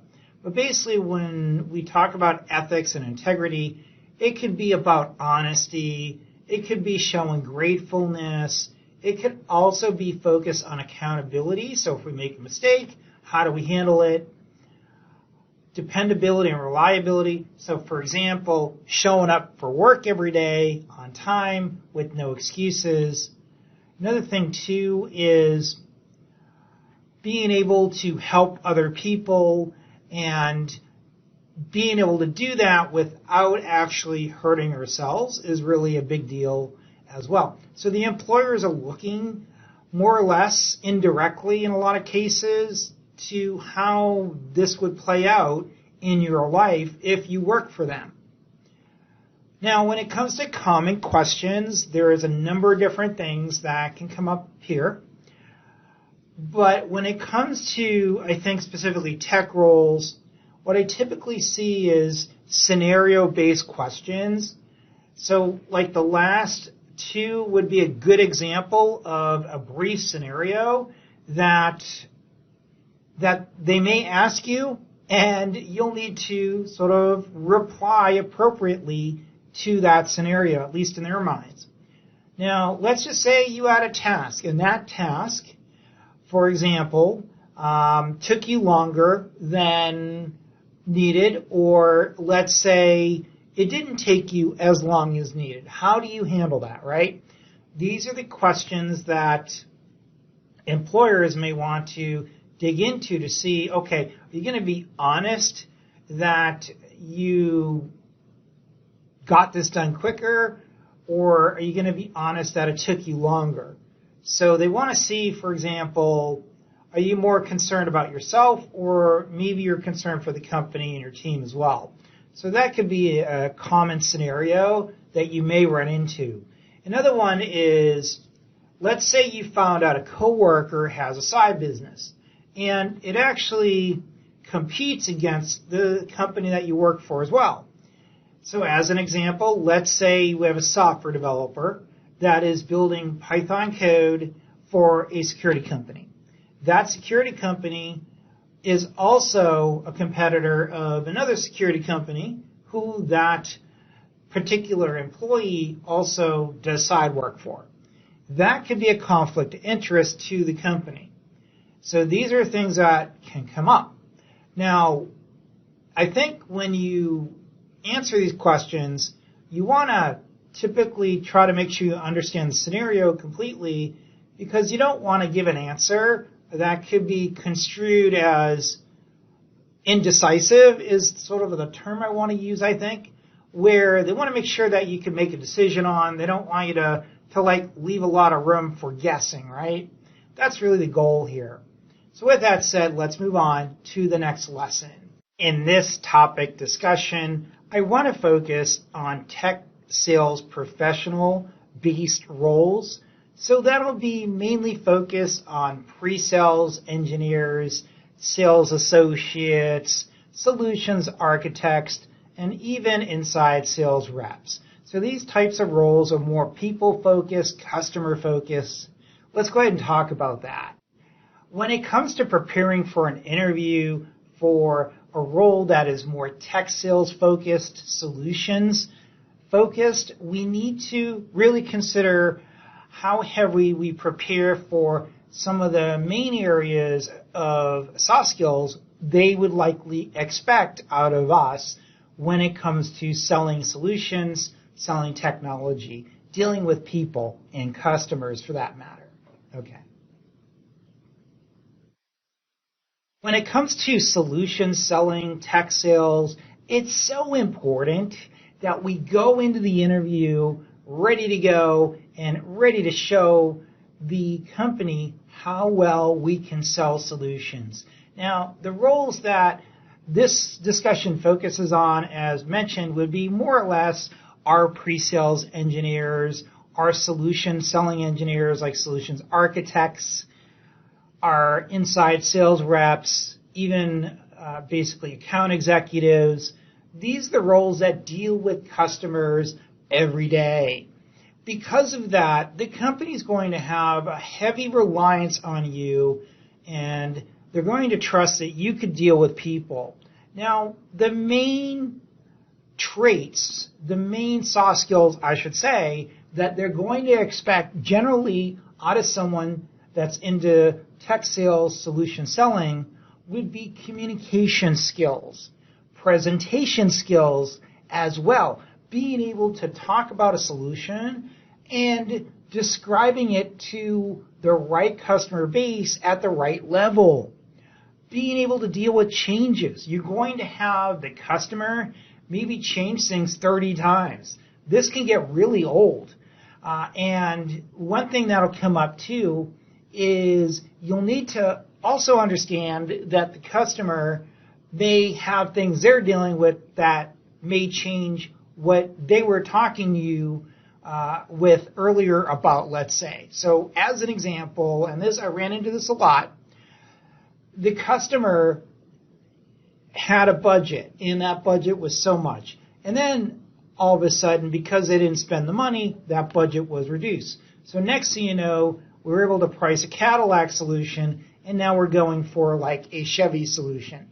Not that that's a bad thing. It's just, again, maybe the money changed or the priorities of the company changed, whatever. Another thing that can come up too is a lot of organizations are political, and sometimes we need to be aware of that. So that's something that could come into play. One thing too is motivation. That's another very heavily relied upon soft skill. Being able to get up every day and deal with the challenges of dealing with customers. So, for example, some days you may not have a lot going on, and you'll need to figure out what you need to do to keep yourself busy. Some other days you'll have a lot of calls to deal with, a lot of solution selling events such as conventions or meetings, lunch meetings, whatever. These things come up, and sometimes they come up all at the same time, especially like at the end of the year. This is a big time because a lot of companies have money, they have to spend it, the government as well. So social skills is really important. You'll need to spend time with the customer, basically at their job site, maybe at your job site or office, that is. Maybe you'll need to take them out to lunch, or you'll need to go to an event with them. Whatever that is, these things will come up as a sales professional. Also, too, a true solutions engineering professional will always need to learn and learn and learn, right? So having the desire to learn is so important. So when it comes to preparing for interviews, I would really focus, if you're looking at tech sales, to really consider critical thinking is one area. Problem solving is certainly important.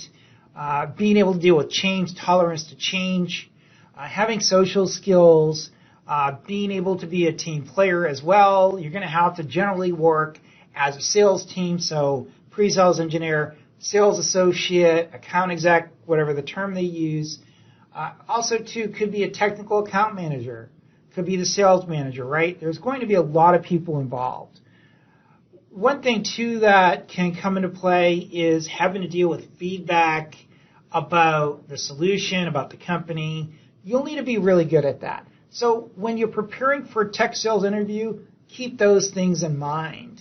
Let's move on to the next lesson. In this topic discussion, let's talk about cloud computing roles, specifically technical roles, such as a cloud engineer, cloud architect, a manager, could also be a solutions architect that is focused on cloud.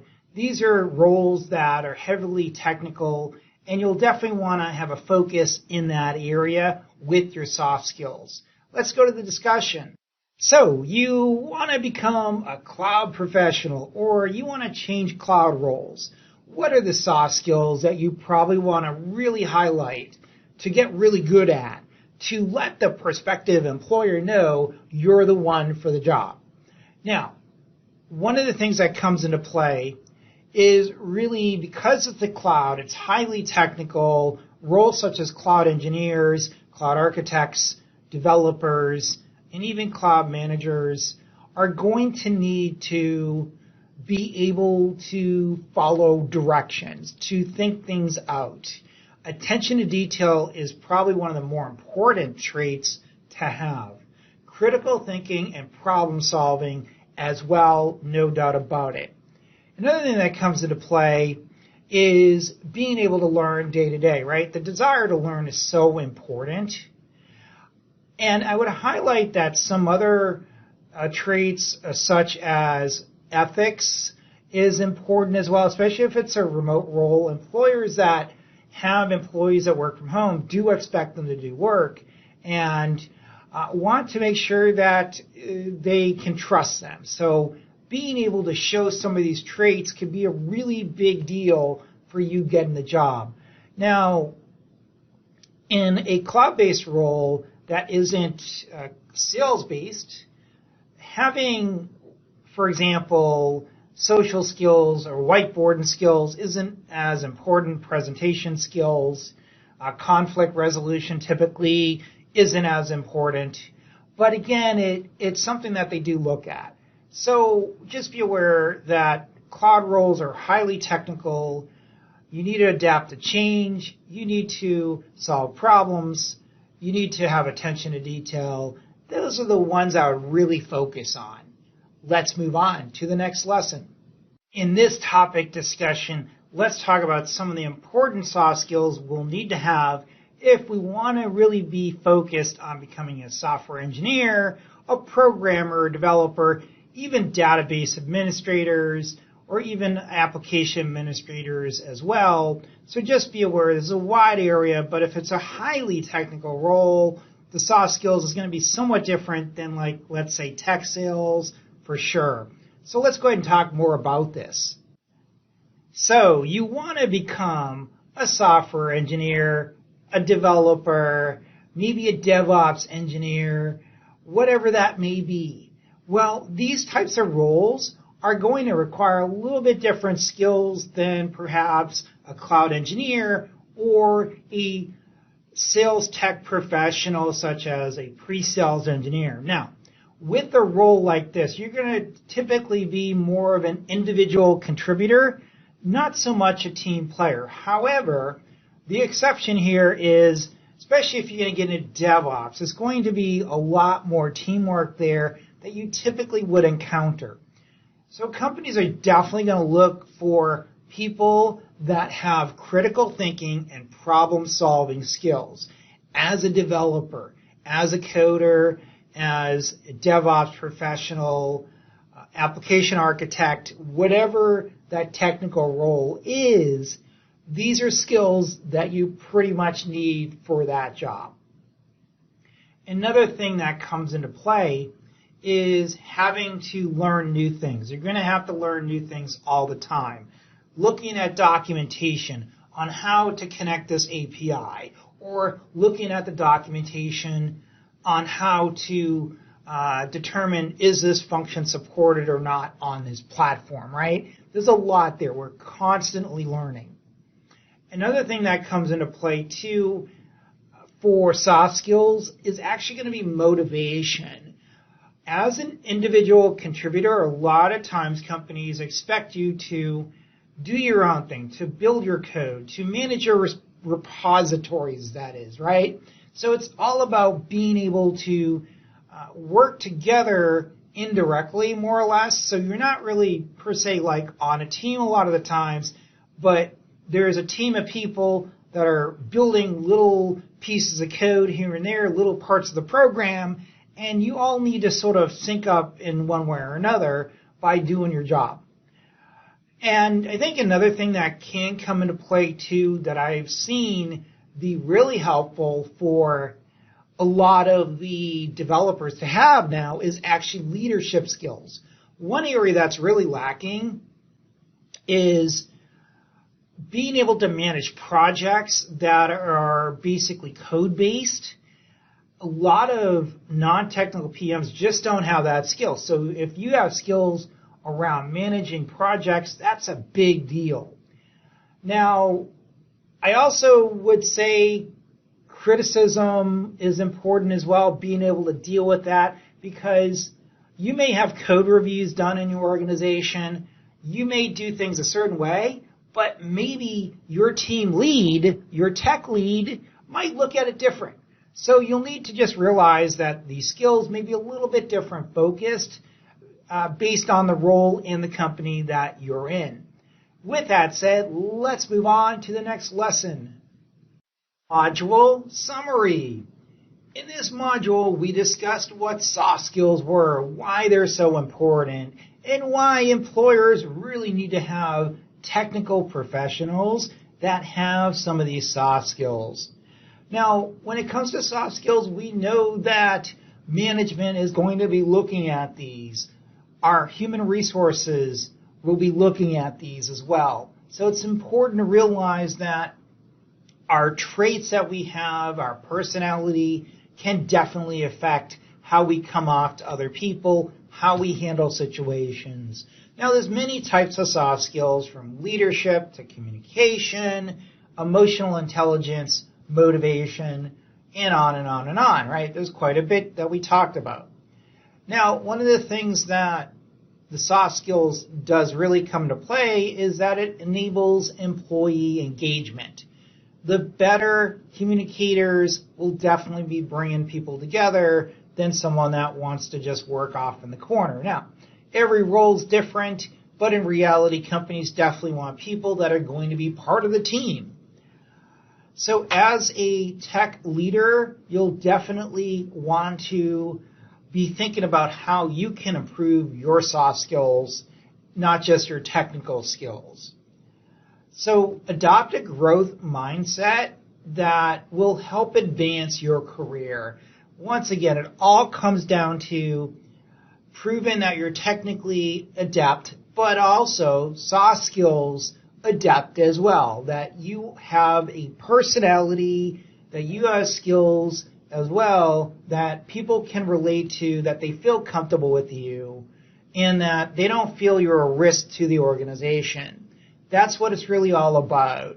We need to prepare for a much more challenging job market, and this is one of the best ways you can do it, because the reality is that there's so many people really with the same skills that you have in a lot of cases. So we have to prepare and get ahead some other way. Let's move on to the next lesson. Module review questions. Let's test our knowledge. So when it comes to soft skills, we learned about what they are, why they're so important, and here they're asking which of the following would be focused on ensuring that you're attentive to what you're doing. Well, pretty straightforward, right? Attention to details. In other words, we're focused on our commitment to excellence and also ensuring that because we pay attention, we also will focus on the outcomes as well. So if we do this, we do that. Which of the following would be two skills that would be considered soft skills? Well, looking at this, it would be team player and presentation skills. Now, Python and cloud computing, these would be hard skills. These would be technical skills. So when it comes to work ethics, what would be two answers that would really describe this? So it would be frankly and honestly communicates, and then accepts accountability for behavior, good or negative, right? It's about being honest and responsible. Which of the following answers would be common considerations for a cultural fit? In other words, you're going to fit into the organization. The company needs to believe in you that you're going to perform as expected and you won't be a liability for the company. They also want to determine that the right people make this decision, and it's usually going to be the hiring manager and or human resources. Now, having skills that's not soft skills, it's not really a cultural fit. In that sense, cultural fit is really focused on how you're going to integrate into the organization. So with that said, let's go ahead and move on to the next module. Welcome to Module 2, Interview Preparation. Now that we've mastered the soft skills, let's now go ahead and refine our knowledge a little bit more to get some more deeper details on how we address specific situations. Now, we'll be talking about how to get ready for that tech interview, how to showcase your soft skills, and then we'll go into how to showcase soft skills as well while we're talking about technical skills. So we want to build in that we have technical skills and soft skills, especially with our technical questions. This really helps as well down the road. We'll talk about human resources and the risk assessments that we may run into. We'll talk about addressing company-specific questions. This is an important factor that I have seen a lot of past candidates miss, and that could have easily ruled them out for the job. We'll talk about mainly some of the common soft skills, and I'll go through some of the scenarios and how you answer these in deeper detail. We have a summary review, we have some review questions, and then we'll close out the course. So we have a lot to cover. Let's continue on. Congratulations, you have the interview. So what do you do now? So when we have a tech interview, there's a couple things that go into play here that are no different than any other interview. We should always have an approach to an interview, whether it's technical or not. Now, there's a lot of soft skills and also just traits and expected cultural factors, at least in the United States, that we should be expected to perform during an interview. And I'll talk about what these are. First is have a good attitude. Be enthusiastic. Another thing is communicate appropriately, right? You want to go in and show you're a good communicator. So whether you're a developer or you're a cloud architect or sales engineer, they want a good communicator in most roles. The last thing we want to do is turn them off if we just don't show ourselves well or we don't communicate well. Being a problem solver can also be a really good thing. So have some examples of how you solve problems in the past and try to cater it for the job that you're interviewing for. Another area, too, is showing that you've had leadership roles in the past. Companies like leaders, whether or not they're hiring for them. So when it comes to really preparing for that interview, be aware to have materials ready, such as your resume, a profile, sometimes, too, what I used to do. It's not so important now, but it used to be, especially early on in my career, where you couldn't easily validate certificates, for example, is bring a copy of your certificates. Or in my case, I did a lot of documentation and training, sales. I brought that documentation as well to sort of provide an additional talking point for the interviewers. You'll be surprised if you walk in there with the binder, how many interviewers will be like, oh, well, this is different. I haven't seen this before. Wow, this is great. Oh, you did this. I didn't see that on your resume. Or I did that as well. Or I went to that school and I took the same course. I've really had great discussion points, and I don't know if I could say I've could nail down an interview that I was basically moved on to an offer just because of that, but it certainly did make the interviews much more interesting and definitely lasted longer and engaged the interviewer as well in most of the cases. Okay, so be courteous. You wanna walk in and show you are confident. Thank the interviewer as well. Shake hands. It is still appropriate. Also, too, when you walk in, make sure you are directed to the chairs that they want you to sit at or sit near, or whatever that situation is, the table, wherever the interview is taking place, right? If you walk into a room with a lot of different chairs, ask them where they want you to sit, right? Be courteous. Now, on the other hand, if there's only one chair and it's pretty obvious, that might be different. But sometimes you walk into conference rooms that have 15 seats and only 3 people there, right? Just be courteous. One of the things that, and again, this goes into confidence, right? Be able to ask questions and be direct and sound strong, right? Don't talk meager or weak or whatever you may consider that. Be adaptable. Now, one of the things that come up is schedule changes happen. They're just going to happen. There's not much you can do about it. So you need to just be adaptable. So let's go ahead and move on to the next lesson.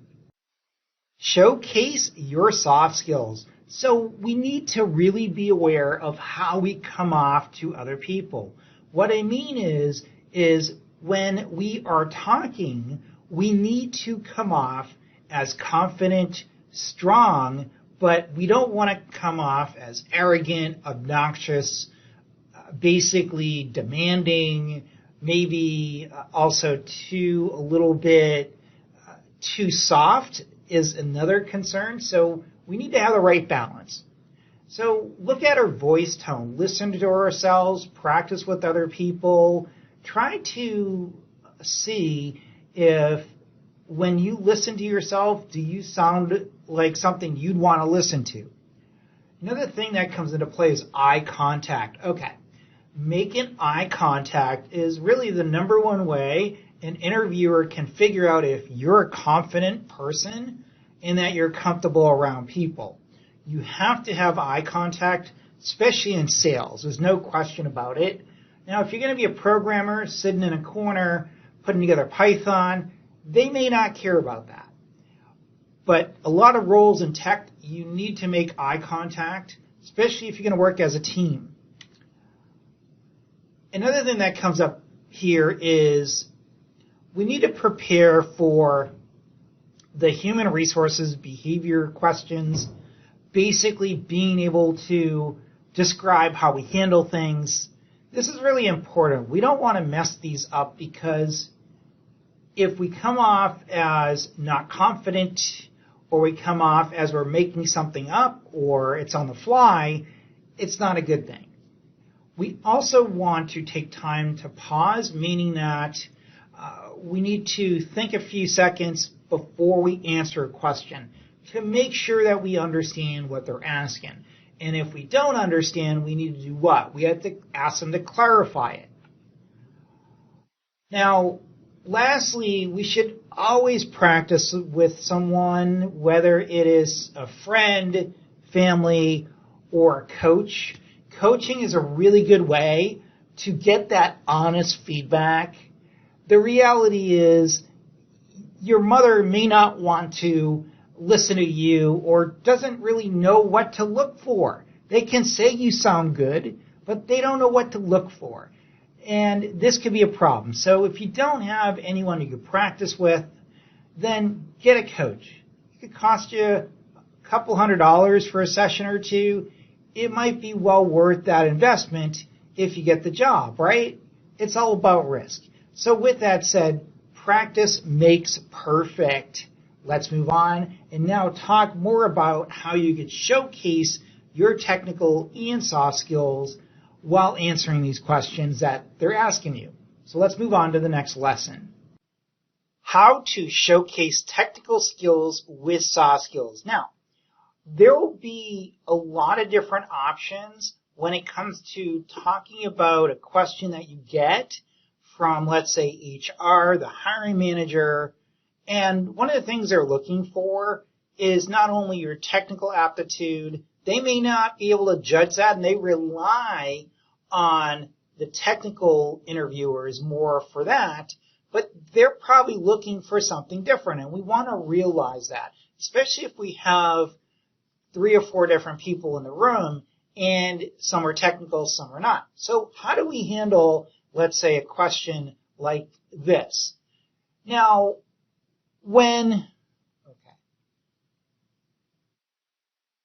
how to showcase technical skills with soft skills. Okay, so when we are into, Jesus Christ. Okay. How to showcase technical skills with soft skills. So let's say we're in an interview and we have several different people sitting down in the room, and some are technical, some are not. Now, the interviewer may ask us a technical question or a more soft skill based question. This is a great opportunity, especially if we have different people with different backgrounds, some are technical, some are not, to showcase our soft skills and our hard skills. So how do we do that? I'm going to walk you through an example. So one of the things we have to consider here is to provide a scenario where you directly answer the soft skills questions through a scenario. One of the things people like, especially if it's a little bit more difficult question, is a scenario so they can see how you think, how you reply. So we want to answer the question quickly and directly, but insert our technical skills while answering the soft skills. So how does that all work? So here's a situation. We're in an interview. The interviewer goes, Joe, how do you handle an upset customer who did not feel the solution you provided was acceptable? Okay, let's just say I've been through this. This happens in solution selling, in technical sales. So here is an example of how you could answer that question.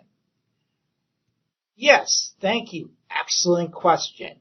Commonly, when solution selling, I appreciate that every customer is unique in that technical solutions require a concise understanding of technology, but also solid communications.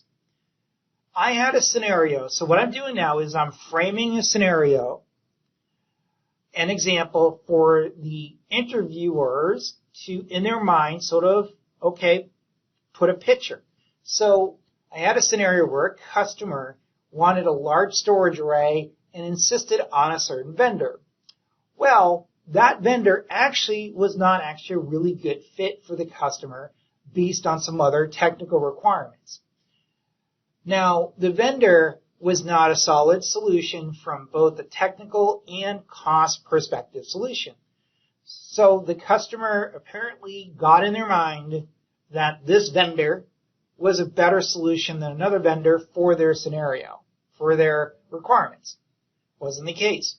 So I offered, basically what I had done, and I didn't put it here, is I told them that this probably wasn't a good choice, and here's why. I explained it to them. So I offered to do a POC between the two storage vendors, especially if you work at a large integrator where you have access to Hitachi, EMC, Brocade switches, Cisco switches, etc. And set up a POC pretty simply and took an example application and showed them how it all worked. So what happened was the POC provided the customer the insight that they needed to make a great decision and also realize they could save money with the recommended solution that we were providing them. So what that did is not only did that provide the customer trust in you as a technical expert or even as a sales expert and built up the trust in you, but it also built up the trust in the company. So with that scenario, the interviewers could see, okay, so there was a challenge to get over, and here is how you got over the challenge, and here is a result of the solution you provided with that challenge. Let's move on to the next lesson. Human resources risk assessments. Now, these are also known as employee or candidate assessments, and these are commonly now used in a lot of cases as sort of a preliminary questionnaire that you'll fill out. So just be aware that human resources is a company department that is focused on the interest of protecting the company in many different ways. They don't work for the interviewees or the employees, contrary to what the FUD is out there. The reality is that they're assessing risk. They are trying to find the best candidates that fit into the organization.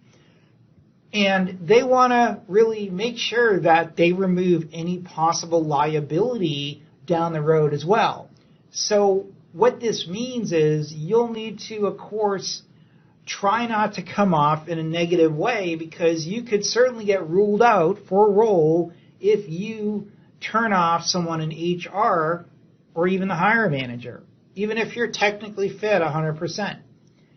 So HR's main roles, or goals, I should say, is to reduce risk and liability, ensure cost obligations are met, make sure employees follow company policies. They're not your friends as well, so be aware of that. And they can certainly assess you online or in person. There's also a lot of, I guess the term I should use is online interview assessment applications that can be used. Some of them integrate with Workday, and they'll ask you different questions initially on how you handle things, and you'll get scored on that. You may not see the score, of course, but that goes to human resources as sort of a risk assessment to sort of determine, okay, is this candidate going to be a good fit or not? They may still talk to you, they may not, it just depends. So just be aware, this is an area that is going to really fluctuate based on the company and the type of company as well. So let's move on to the next lesson. Addressing company-specific questions. Okay, this is an area that I have seen a lot of candidates do really, really poor in. And we need to realize that some companies really are interested in people that are interested in them, not just from a job perspective, but from a mission perspective, from a technology perspective, etc. So what that means is we need to be aware that this company is unique. It started a certain way, has different founders, has different products, etc. Now, the company-specific questions are going to be focused on the company mission statement, the industry, services they provide, the founders, especially with tech companies. And some of the questions that you may get in this area could be anything from, what do you know about the company? Why did you choose to apply with our company? Do you know what services we provide? Can you give us an example of some of the services we provide? What are the solutions we provide? These are some of the questions, and they're more than fair questions, that you will likely get in some interviews. So don't go into an interview without knowing anything about the company. It is a sure way of turning off the potential employer. So let's go ahead and move on to the next lesson. Topic discussion. Let's go ahead and talk about some of the common soft skills with basically a question and then an answer. And that way you get a feel of how you may expect to see some of these questions asked with the proper response. So let's go over to the discussion. Before we get started, just be aware, all of these questions and answers are in the ebook or in the course presentation, both of which you should be able to download wherever you're taking the course. Okay, so when it comes to being able to describe an instance where you had to lead a group through a challenging situation, this type of question is really just asking you to give them a description of a scenario where you led and you overcame. So this question is really meant to give the interviewers an appreciation of how you lead and how you solve problems. This will help them determine, for example, if you're a good fit for the job. The next question: how do you organize your tasks when you have several due dates? This question's all about organization. Are you able to multitask? Are you able to determine this is more important than this? So when it comes to understanding your organization skills, what happens is these supervisors will need to determine, or your managers, depending on where you're at, will need to determine, are you able to be a good fit for the role based on how you prioritize tasks.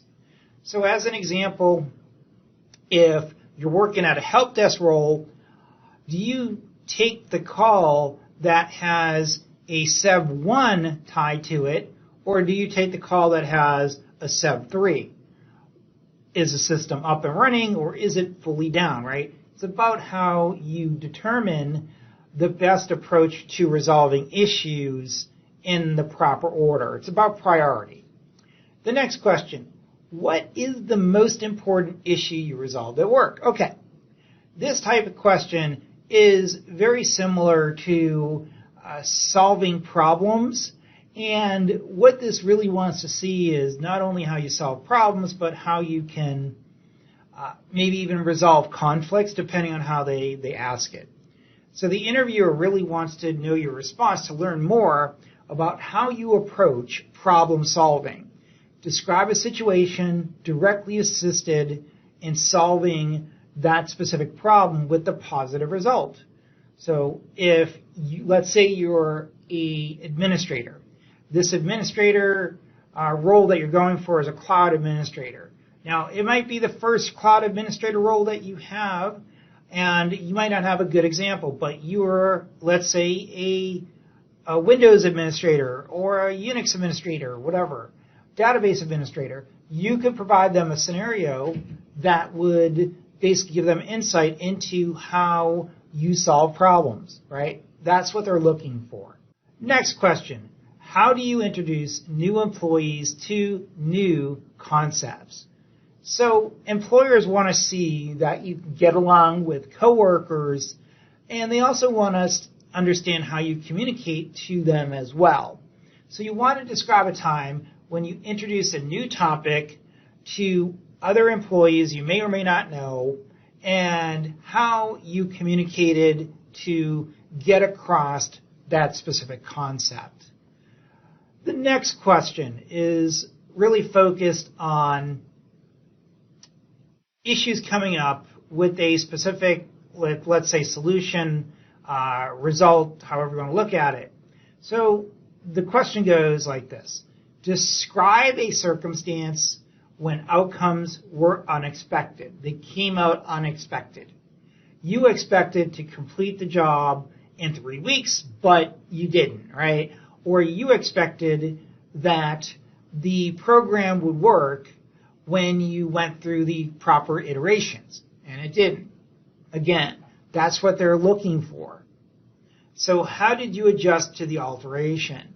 So generally they want to understand how you adapt. So if there's a problem, how do you deal with it?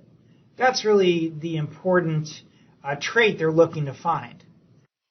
So those are the 5 questions I want to go through, so just be aware that you could always go ahead and review the answers that I put down in the content. So let's move on.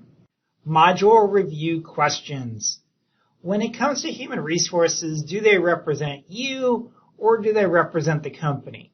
Well, they represent the company, so they don't represent the candidate. That's false. So be aware of that. Human resources is a company asset, and they're continually assessing risk. And part of that risk is who they hire.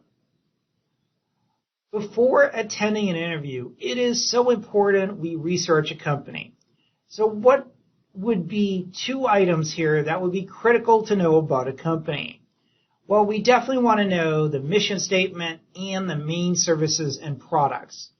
Knowing company locations is nice, but it's not critical, nor knowing the DUNS number would be important as well. With that said, let's move on to the closeout of the course. Resources and course closeout. Before we close out, let's provide some resources. So definitely check out techcommanders.com.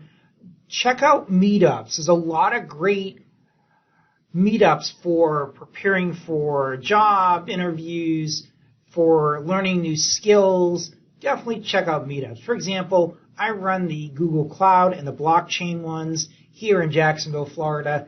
We provide a lot of training that is free in that area as well around cloud interviews as an example, or blockchain interviews. Check out Glassdoor. Now, Glassdoor is a really good resource if you want to find out how a company is performing, how they treat their employees and customers, but also you get insight into interview questions as well. So it's a really good resource to take a look at. Also, too, make sure you download the free ebook that was part of the course if you haven't already, and also consider coaching. Now, when it comes to resources about interviews, certifications, tech skills, some resources here such as the GCP Gurus, techcommanders.com, Tech Commanders YouTube channel, and also our GitHub has resources as well. Now, for those interested in really getting one-on-one attention and being able to prepare for a cloud-based interview, we have a program called Cloud Interview ACE. It's a hybrid program where you'll take some on-demand courses to prepare for a cloud-focused interview and then get some coaching as part of that. There's also a free ebook on how to become a cloud engineer that we have available on Amazon. At least it was free. It may be $1, whatever the cost is, but it is free if you're part of Kindle, I should say. So with that said, that's available for those that want to get into cloud engineering. With that said, I wanted to personally thank you for joining the course, and I wish you much success in your life and careers. Please reach out if I could be of assistance. Have a great day.